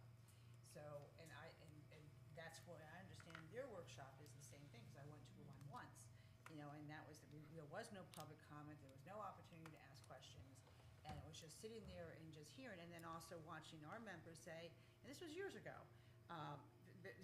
can I get an explanation on that? Oh, I'll get back to you on that, and they never would get back to them. Again, this is years ago, so I'm not making any comments regarding the current, configuration of the board or how responsive it is, but that's a concern of mine. I think it would be more collaborative if we have a joint meeting, or probably 2, one with their budget and then one with our budget, or if we want to do them both together, we do them both together, but I don't know how, you know, if that'd be having you guys having your budget prepared earlier, which we usually do. You guys are usually pretty on task, you and Nancy, because you're working towards it for a while and coming up to us. So just attending and listening and then going back to, our, 4 members and saying, please try and get information on this and hoping we're gonna get it and that's gonna satisfy our questions instead of just being able to ask there. Yeah. That's more collaborative to me. Well, that's why I just asked to clarify, because I think that's what Tori originally That was my original, but you know. intent was to have separate meetings where we could actually Hey, have that Tori, kind can of I round just- table. Tori, can I ask, we have Board of Education members that are on the Gilbert School Corps. Right. So if we have 2 members that are on there that go to this budget meeting and that budget meeting, technically, that resolves this. Is that what you're looking for? Well, like more than 2 would like more than 2 to attend. I agree. Yeah. It would be fantastic if everybody Fantastic. would attend the others. And, I'm sure if the next board, works together and decides, hey, this is a focus. But I just want to speak to how it's written here, and I want to make sure that, we think about caveats and we get to the core of what we really want, not the way it's written. I think the biggest struggle I have is that it's like, we're never really quite sure what it's gonna look like until that presentation, and then it's like, all of a sudden, like, okay, well, this is what our ask is, and, I think that it would be nice to kind of have a collaborative meeting prior to that, so we're not like, okay, like, surprised maybe, or just. Do you realize that it forces superintendents to do their budgets about a month earlier? To do this kind of ask, where you sit down collaboratively in an open meeting where there's actual dialogue, give and take, where we talk collaboratively. So it'd have to be a separate meeting, scheduled in public, that you're asking your superintendents to present and process this whole thing a month earlier. Does it have to be public? I think Well, it, it yes, should I think be, it sure, should of be course. public because we're all there. Of course. And I think it should be. I mean, when you have a How certain public is X But I think number. that, given the situation between us and Gilbert and the setup and the dynamic, I think that it's important that, I know it's a lot of work, but I think it's important that we do it. I agree. I think it is. And the other thing on the duration, and so this MOU is at will and may be modified by mutual consent. For me, I don't find that language very clear. I mean, maybe modified by mutual consent, I mean, both parties got to agree to change it, but it's not very clear as to whether one party can walk away from it, if that's what Correct. we want. Right. For some reason. And I don't see why we would want to walk away from it if we have that collaboration and we're working together, that would be a wonderful thing. Points 1 and 2 are, fine, that's great, those are perfect. But I think the idea of the workshop, the budget, I think back to your original ideals, sounds more what we were looking for and what I think would be better way of us trying to work together than merely attending and observing and hoping that, the 2 board members that, are on from our board that are also on their board will be the conduit. I don't think that's fair to put that on them either. We're a pretty chatty group, so. Yeah. Tori, do you want to go back to the Gilbert Corp and talk about I would like to last try to couple pass points? this tonight, and then in the and then like we says, try to amend it. But I don't think there's. I think it's gonna have to. It go has to be back fixed and mended before we Yeah. agree. And, I was there at that meeting, and there's many times where, I'm looking at this now with everyone here, and, I was like, yeah, that sounds great, but now, I guess it could be clarified a little bit more with whether we're looking for a 3 and separate 4 meeting to or- 1. What do you think, Mel? Deer in the headlights. Not Wishland, Mel. I just want to see the 2 boards collaborate. How we get there is up to the corporation and the Board of Ed to figure that out. I do want to see the collaboration there and the partnership there, and I will support however the 2 boards move in that direction. So however I can help facilitate that, I am willing to facilitate. So they have to be earlier, correct? They're earlier? Wait, how does this go? So Depends on the. If So we had a there's collaborative timing, meeting, when would it have I been? think we have to be would be very October. real about the timing of all of this. So if you're looking for a budget presentation in December, where you're going to have percentages and numbers, that is not going to happen. There is no possible way that TGS and WPS are going to have a presentation prepared for you in any capacity in December. Can I ask a question? I'm so sorry, I cut you off. That's okay. I would just be curious to understand, like, in what spirit this was signed, just because if there's confusion here, and I totally appreciate the effort, I really do. Like, I'm just wondering, just because some of the questions that came up, I'm just wondering what the understanding was when you had said that, that Greg Sugar had signed it, is that right? Yes. As it was? And I'm, And Holly, please correct me if I'm wrong. Greg did sign, correct, based upon? I don't know that. Oh, I thought you guys voted to Yes, sign. we did vote, we voted for him to sign.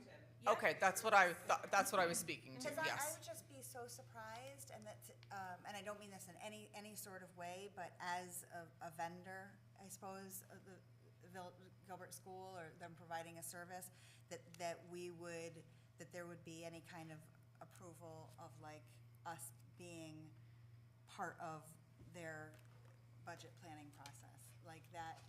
And essentially it would be, if we're kind of going through line by line and asking questions.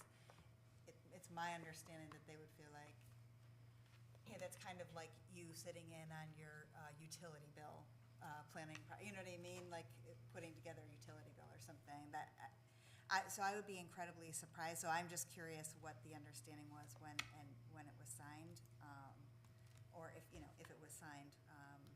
But you can call your utility company any point and say, Oh. what is this? Oh, What is this? totally. What is So, this? but my thing You know. is it us being part of that planning process, or is it like an after the fact where we can just, it's kind of like an open Q&A, like a town hall type meeting, like how you do with the town, where you're like, okay, this is what it is, ask us anything, there's open dialogue. Is that what the intention of this was? Does that make sense? Can I ask I want to piggyback on what you're Because saying. I'd be shocked. How much effect can you Because- have on? Because I don't know if we would This, allow that. from what I understand, and correct me if I'm wrong, is that what we're trying to do is to have a better relationship, right? Oh, And we all totally, know yeah. that the budget is always, I don't know what I want to call it. Bone of But it's a bone, contention. yes, thank you, a bone of contention, right? So having transparency and having some more collaboration, that's why I was wondering, does it really need to be a public meeting? Because what we're really asking for is like a working group meeting, That's so that we can ask the questions that we want to ask and have responses and look at things in a different way, perhaps. But our meetings But- have to be public. Because we're a public board, we Right. have to post Have it, to be in because there's It more than depends half on of the us. number of people. Right. When you have If X you're doing number, a work group, more Well, five that or is more. different. Wait, what did you say, Mel? Depends on the number of people. If you're I doing was a just gonna work ask that. group, Yep, it does not necessarily have to be a meeting. right. So So that's it what I'm. depends on what the purpose of your group is. And that's what I'm asking and wondering, and I'm assuming that that's what you meant, Tor, is having like a working meeting, it's not formal, where we can ask the questions that always bugger us when we're in, So- after the fact, and saying, well, why is this line item this, and da-da-da. This way, perhaps, They couldn't all be there, though. There'd So only be a few of four, us. Melanie, is the number, if it's under I 4? would have to research what the number is. I do So not know what it there's- is off the top of my head. So there's already 3 of us at the Gilbert meetings anyway. right, but I think that, Doug well, okay, so we Oh, need to find the Tori. number, right? and Renee, so that's 3, they're always at the budget workshops. Right, so we need to find what the official number is, we need to find out whether it can just be a working group, and again, I just want to stress that this whole thing is about kind of coming together and having a better working relationship, correct? So, I think however we one of can our major facilitate that. struggles- I think one of our major struggles is we don't work with high school numbers. We don't work with how a high school functions, and they definitely don't work with kindergartners. Right. So So having a better understanding Exactly, I think as a working group, if then we can we have could our all have questions that better answered. understanding of each other, how each other's Correct. budget works, you know, why does a kindergartner maybe need more than an 11th grader?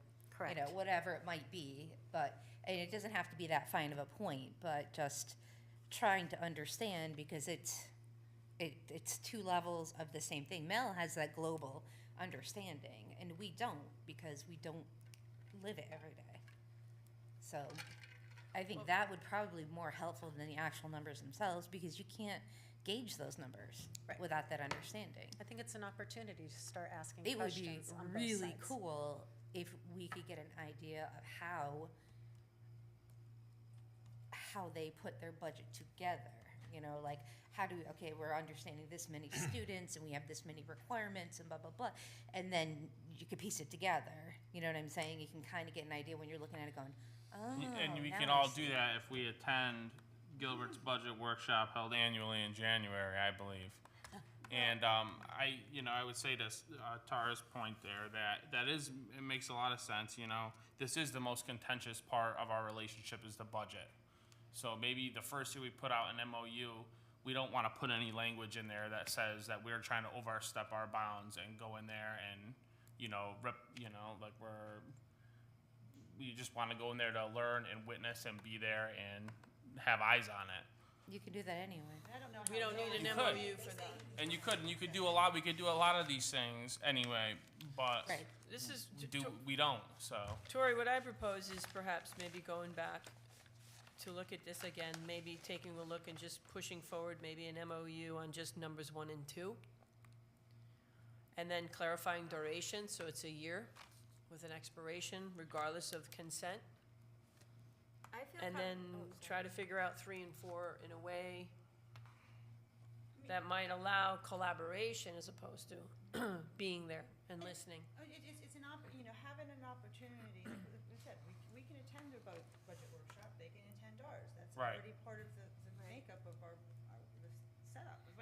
But to be able to go and ask questions and get some clarity, be it on how do you come up with this figure, or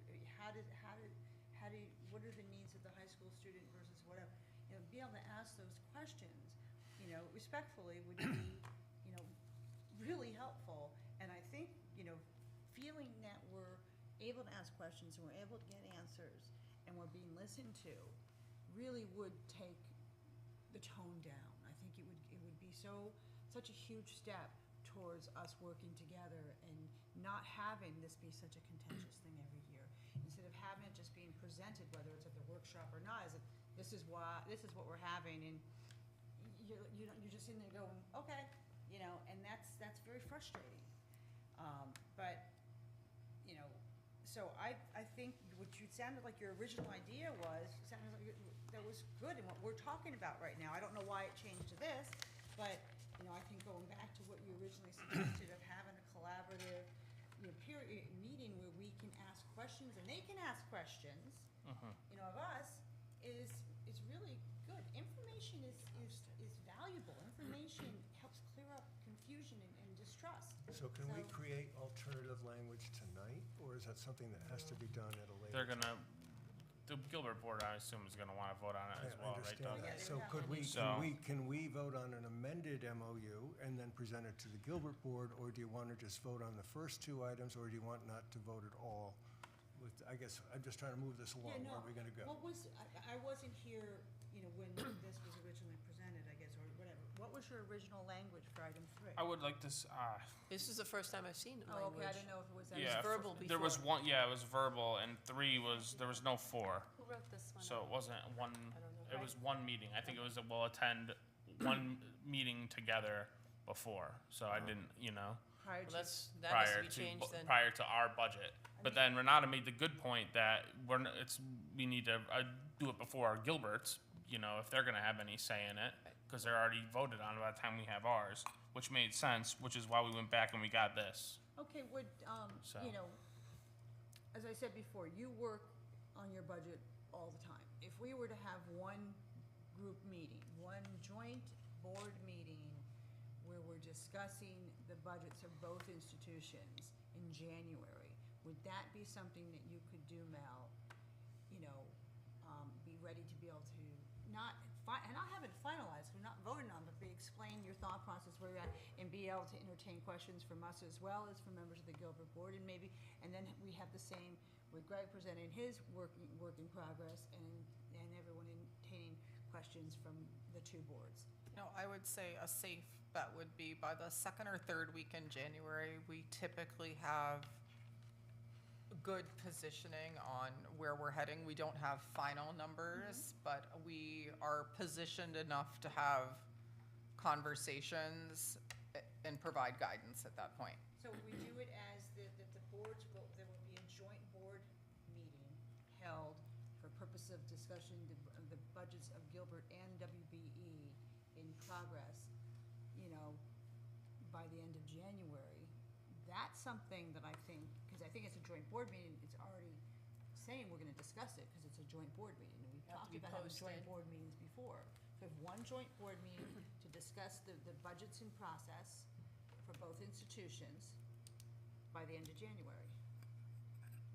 And I would say that this, and as far as the duration, I would just clarify the language to the point that, the MOU is, annual, but automatically renewed unless one side opts out, and modified by mutual consent, to that extent, if we're trying to look at putting some language together. I like your intent there. The only thing I worry about is that would be a very long meeting if you're gonna go over the Gilbert It'll Board. be 6 meeting. hours long. It's gonna- But, and that's why I think maybe they wanted to break it down into two, but I understand where you're coming from. Then two joint board Okay. meetings, one to discuss one to the other. Now you No, get it done. She's going. What'd she say? Do it, just go I for think it. the joint board meeting resolves the issue of the workshop and just attending, Right, it right. implies collaborating. Yeah. And we've talked about having joint board meetings before, and I think it's a good idea. Because I think if we sit around and talk to each other, we start listening to each other, and then we start getting along a lot better, generally. Cheryl, could you repeat your language regarding the term, please? The term, that the MOU is of an annual duration, is renewable annually, and the terms of the MOU may be modified by mutual consent, da-da-da-da-da. Renewable annual. Automatically renewal annually. So if we can't come to mutual consent, it will sunset. It will sunset, no, Renewable No, annual. Means it Absent automatically board continues action unless. to the contrary. So basically, if the board wants to opt out, we can opt out. Either institution can opt out. So, so this MOU is of 1-year duration, automatically renewed, absent action by either board. All right, so 1-year duration, at least there's a duration there. 1-year duration, renewable annually. Automatically annually renewed, absent action by either board. Renewable automatically, absent Action action by either board. by And then may be modified by By mutual consent. If you want to add or change anything, board. if both sides got to agree. may be modified by mutual consent. 1-year duration, renewable automatically, What do you think, Troy? absent Troy? action by either board. So that's that piece of it. So do you have But a then- clear way of expressing the joint meeting? I think the Board of, the WBOE and Gilbert School will have a joint board meeting. One or more? Well, we can do one or more, but Mel's gonna just shoot you if you make it. I know, man, you gotta So, schedule, you gotta you're not schedule gonna a be lot of here, so you people. know, But, a joint board meeting to discuss both institutions' budgeting process by the end of January of each year. And it's participatory, Well, it's a joint board meeting, so it is So, a yeah. participation. That's what so it's not makes just it easier observation. than just attending something. We are Joint participating. board meeting to discuss both institutions. With budgets. refreshments, because you're gonna need them. You do it at second home. I have refreshments. After 5 glasses of wine. And that that's means- pretty good. We all love each other. And that means you're proposing removing numbers 3 Three and and 4 four, and That was only correct. making the number 3. Right, that would be a All right, substitute. so the order of operation here would be that we propose this to the Gilbert Board. If they like it, they can approve it, then it can come back to here for our approval? I think we sounds need to see it written again on paper, edited. You don't think that Cheryl's language is I mean, similar? That would mean it would have to come back to here in November. We'll never get, they won't be done this year then.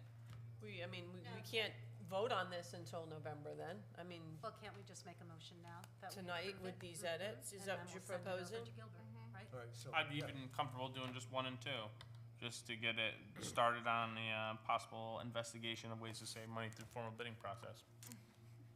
And getting the third one later, but whatever you guys want.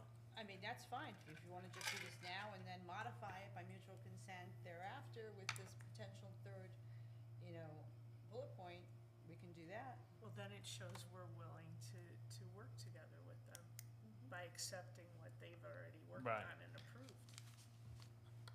Half of what they've already. Well, yeah. So you wanna 1 and just do 2 are one and very two? modest, though. What? They are 1 and 2 modest. are very modest. They would They happen, are. they would happen anyway. We already have that, we already tried to do, that, we already see our material. So Barbara, did you get all of what Cheryl said? I have it. You'll have to listen to the video. Barb, Oh, I right, have it right. too. I have it. I just have a quick question. I mean, maybe we can, the background? Just curious about why it's about Gilbert's background and history. Well, the memorandum sets forth in terms, it says background, kind of Gilbert's co-educational, Gilbert does this, and trusted partners, and most of the Winchester Does- Board is to provide its comprehensive effective I was just curious. Got it. I don't think it's all about Gilbert, I think it does go into, So we're, but well, it is all about Gilbert, but But it I mean, sets the the point, I relationship. think, is It's that the fine. 3 areas are there. That's what Tori was kind of getting at, right? And and let's just yes, we all go gotta with work it. tomorrow. Steps. Yeah. So where we So- at? We're gonna do a 1 and 2, we can approve that right now. And then we can propose but Melanie's saying if we don't do it tonight, it's probably not gonna happen, is that what you're telling us? Because Well, of the timing, because you're gonna. You're be gonna in have a November. new board in November. They're going to want to revisit it. revisit. So it's up to you what you decide to do. I am prepared to redraft this if you would like. I would like to. Based upon the I would like language you're to- suggesting. I think we can make this work. I think that we are leaving background alone, purpose 1 and 2, rewrite with Cheryl's language, 3 and 4. 3, there's no 4. Well, there's, just create a 3, correct. And then change the duration using Cheryl's language. So we pass that tonight, propose it to Gilbert at the next meeting. Well, we pass it, and then it goes to Gilbert for them to discuss and decide whether they like it or not. If they don't like it, they may decide to go, whatever they may decide, we'll go from there. And that will then, if it's not approved by the Gilbert Board at their next meeting, then it will be up to the new board to decide, how we wanna proceed going forward. Okay, so what I think we need to do is somebody needs to read out Yeah. exactly what we're gonna vote on, and we need to vote on it, so we can move And forward where's the next Gilbert So- board? next Wednesday. 18. So what I have written down for number 3, Yeah, so 18. removing the current 3 and 4. Okay. I have the Winchester Board of Education and the Gilbert School Corp will hold one joint Board of Education, joint board meeting by the end of January for purposes to review the budgets, period. Then I have duration, and this is not, these are the main points of it, Cheryl. I'll put it in much, Purposes to review the working budget. I mean, we're not saying they have their budget by The that time. working Nor are we budget. saying we have it, their budget in process to good point. review and discuss. Review and budget discuss, process. as opposed to to just review review. and discuss. The respective institutions' budget and process. Each institution.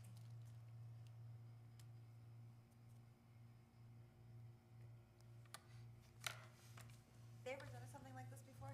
Huh? Have we ever done anything like this before?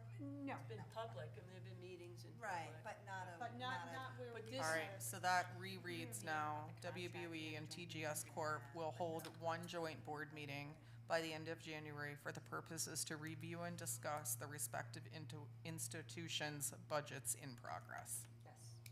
Okay, and then on the duration, you're gonna change that to read, do you have that? It's gonna be, and this is not wordsmithed yet, but these are the main points. 1-year duration, term of the MOU will be an automatic renewal annually, absent action by either board, may be modified by mutual consent, and I will put that in a much That's it. cleaner. That's it. Okay, so does everybody have a clear Version. understanding of what we're, absent some of the, languaging cleanups? One question. Well, if we're gonna have the joint meeting, right, which would be before the end of January, will documentation be available prior to that meeting, or documentation on the budgets for both boards at that meeting? Just asking, just All right, asking. so does everybody understand the intention of that? And are we comfortable voting on this as something that would be submitted to TGS at their next meeting? Can I be a, Coming if that is to be available. can I be a stickler on the way out and just recommend, or ask that if the W.L. Gilbert School Corporation is hereinafter called the corporation, then the Winchester Board of Education is hereafter called the WBOE because it is referred to as that further down? Right. I think you can do that, Thanks. because, You're the best. I mean, it's a okay, memo, yeah. Here, so in that background paragraph. okay, so. Yeah, In after Yeah. is a really. no, it's in the Hereafter first known as paragraph. the WBE. So are It's we the gonna up call above are we gonna call this memorandum. your motion, Cheryl? Yeah, I'll make a motion. Okay, Right. is there a second to that? I'll sec, Okay, all in favor of that? Don't know. No. I'm gonna abstain because I'm still confused as hell. yeah, I don't know, that's not that I think it's a bad idea, I'm just like, It's not fleshed out. yeah. It's not what? Not Flushed out. Well, It's an so what pieces are missing for you to What's ultimately the goal, like really the underlying goal? collaboration and communication? Right, I know, I mean, I understand begin that, the Start talking. All right, so let's do that vote again, because right. you two guys are not gonna support it, but all in favor? We're going to abstain. I'm not going to abstain, because I Okay. feel like I All right. have to make a vote. So we have Abstaining 7, as if I 4, don't, and 2 like- abstentions, is that No, correct? I'll vote Wait, yes, go through the process. actually. All in favor?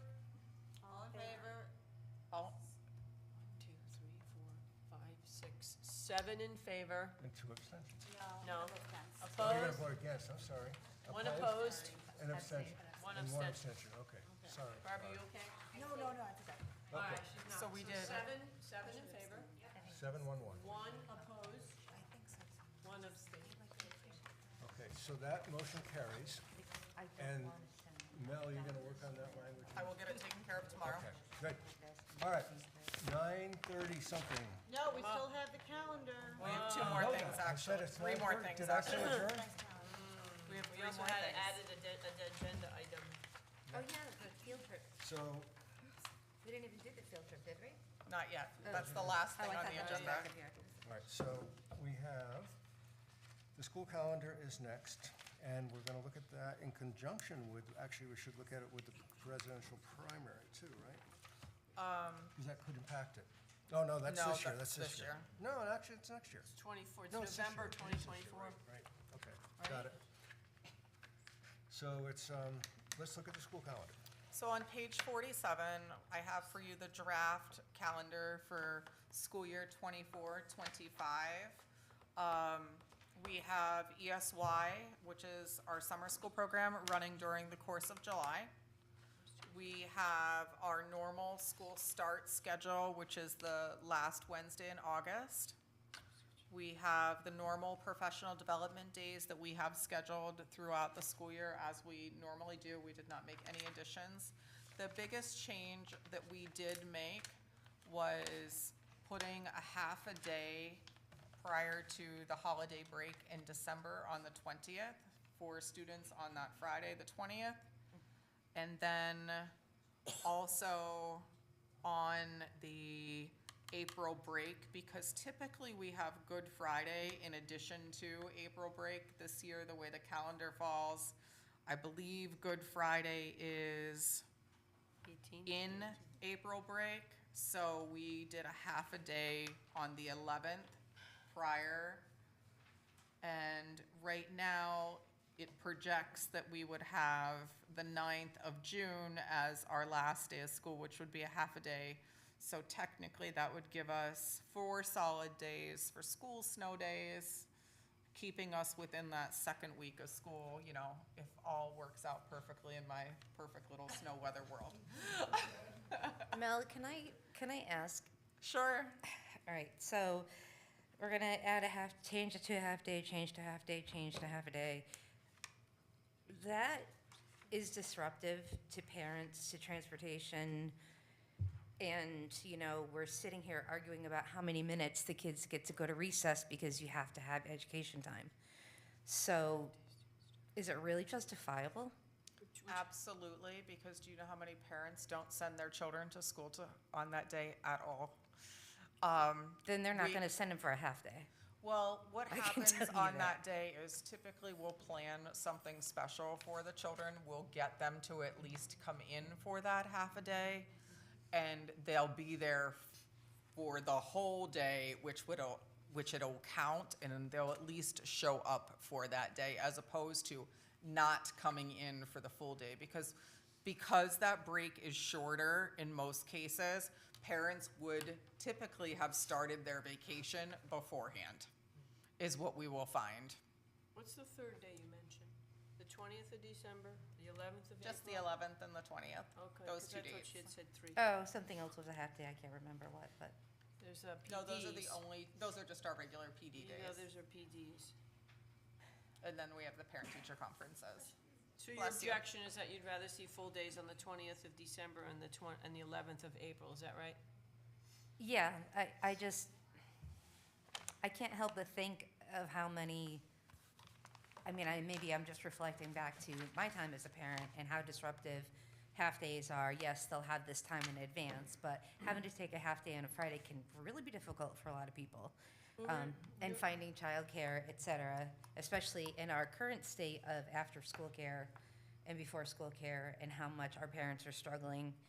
And like I said, you know, we can't add 5 minutes onto recess, but we could take a half day. And I get tradition and sentiment, but at the same time, I don't feel that's balanced by doing that. So this year, December 22nd is a half day, but there's not April. There's no half day We before always that. do a half a day before the holiday break. That's always been That's on the always been calendar. there. Yes, So it's really, always the been there. question is about April. And the reason April is The like that religion. is because typically we have Good Friday that backs up to it, but because we don't, it's a shortened break, so we put the half a day before the April break. And that was to accommodate travel plans for the Right. most part. The half days, you're saying accommodate travel plans. Yes, because a lot of families will start traveling that late Friday afternoon. And we get a lot of families that take their children out early that day. So did you do the pajama movie day? We will do something special, yes. Yeah. We learned the hard way, though, don't do a full school movie day in the gymnasium. boy. Keep them in the classroom. That was my bad. Yeah, whoops. I was a little optimistic When- on that experience. When is so. the religious holiday, For Easter? Is the it Sunday following, The 19th. yeah. It would be the 13th then, because Good Friday is the 11th. No, Oh, Good what Friday day is is- not oh, the Good 11th. Friday's Good the 18th. Friday's the 18th. Oh, that's right, we're just It's the thinking All right, 20th. all right, Christians see, and Good Gills. Friday's before the Easter. So, I think I'm inclined to think the way Kristen thinks, for April anyway. Because, you know, they might be pulling themselves out half a day on Friday before spring break, but usually it's because, I don't know, maybe it's because Easter was that holiday weekend. And in this case, It's Easter not, is it's the not. following weekend.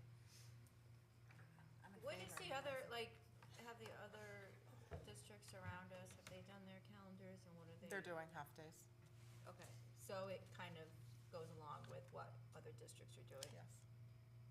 As a parent, I feel like if I can get a full day in and a half day, I'm gonna do that. If I don't, because You're gonna start your You're gonna vacation count. early. 6 What's that? hours of movies in pajamas and 3 hours of movies in pajamas? Is that well, what you only mean? only because it's like taking out for a full day, I just feel so much worse. And I know that I have been guilty of doing it, to like go skiing or something, but like if I can do that half, get them in, and that counts as a full day, I'll I'll take the day off somewhere else. To me, it's like, that's a no-brainer if I'm keeping it. Right, but Chris, So I'm gonna make a motion or what? Chris has a good point that it is difficult for some parents For some parent, yeah. to take off. I would say more to take- than, Yes, I than agree. it's easier for.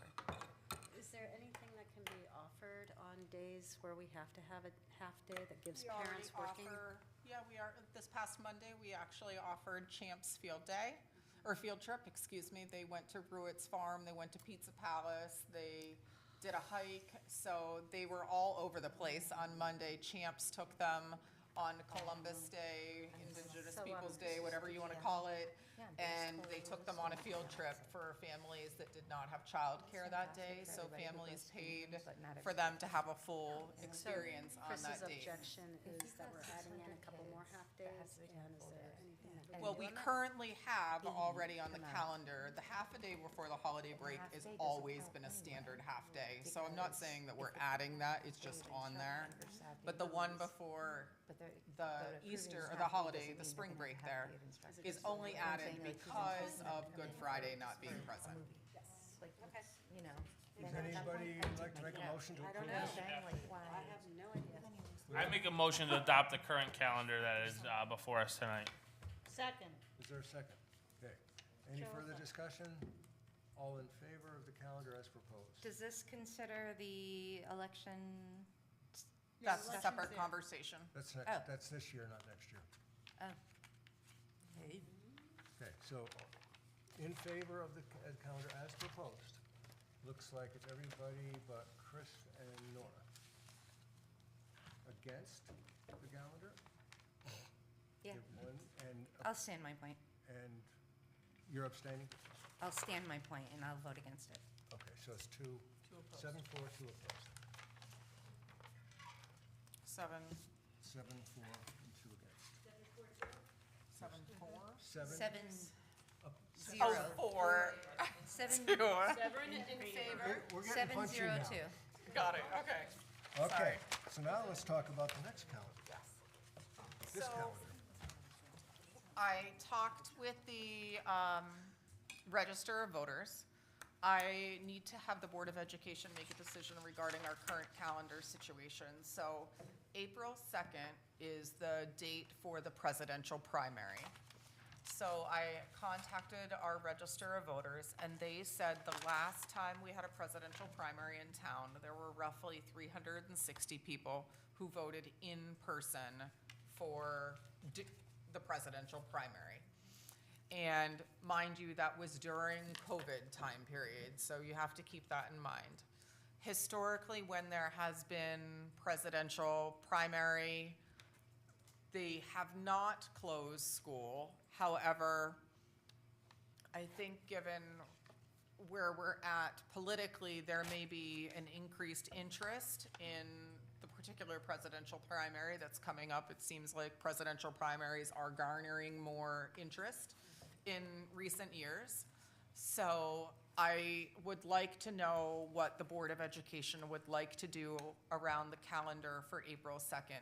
If you do elect to have school and hold the presidential primary at Pearson at the same time the children are in the building, we will need to discuss how that looks. Likely, we would hire some off-duty police officers to be able to be present in the school building, to be able to kind of section off certain areas of the building so that children and adults are not coming in contact with one another. So there would need to be some work around that. Parking and traffic will be issues? Parking and traffic will definitely be a concern. And If what you- would be closed off, the gym or the cafeteria? The cafeteria is where we are registered to have register our voters, like that is the voting space at this moment. So they would be entering through that music room entrance, traveling that hallway. So basically the hallway from the music room door all the way down to the cafeteria would be quarantined off. Isn't that where preschool is? We would need to probably cancel that preschool class, or they would need to stay in that room for the day, which would be difficult. Wow. But we probably would move them for the day. Not even just the logistics, but unfortunately, the temperature has been raised as well. So I think it's probably, I'm gonna make a motion that we shut school that day. Second. And that would also include adding a day in June then, right? That does include extending the school year by 1 day. And we will extend the school year by 1 day. Okay. So we have a motion, we have a Do second. we have any snow days in here or no? We have not had a snow day yet this So year. right No, now, no, that no, would, are there any, Nothing built in, okay. so it would move it to the 12th. correct. Okay. Any discussion, Sorry, questions on teachers. that? All in- Actually, no, I'm sorry. It would be, if you did that, this would be the revised calendar. Darlene has already updated it so that April 2nd would be an off day. So Okay. this is what the new revised Oh, okay. calendar We would need look the like. The 11th would be the last day. Okay. And So it's a the half day. 11th would be the Reflecting the last day. change. The 11th of June would be the last day. It's better than agree. having a I last think day it's on a safer. Monday. What's the Motion on the floor, everybody. Okay, we're getting very close. We have a Yes. motion, we have a second. All in favor? Unanimous. I did. Okay. Yay, Jeanette got one. Okay, now we have one more thing. Yes, hopefully this will be just as fast.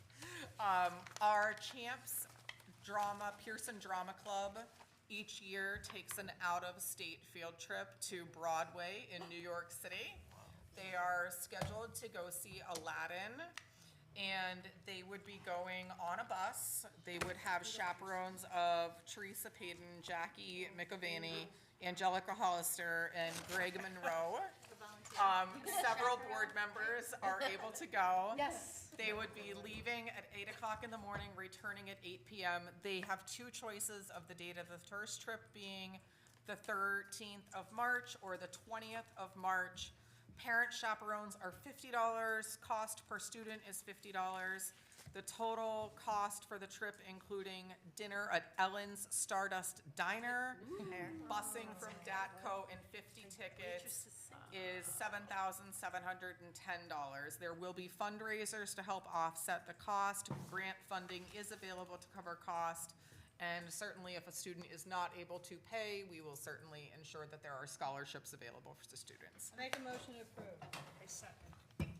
Any discussion? All in favor? It's unanimous. Going to Motion Aladdin. adjourned. Second. Okay. Wow, Thank you. 9:45. Wow, Congratulations, I think your last John, meeting Tara, was and a Chris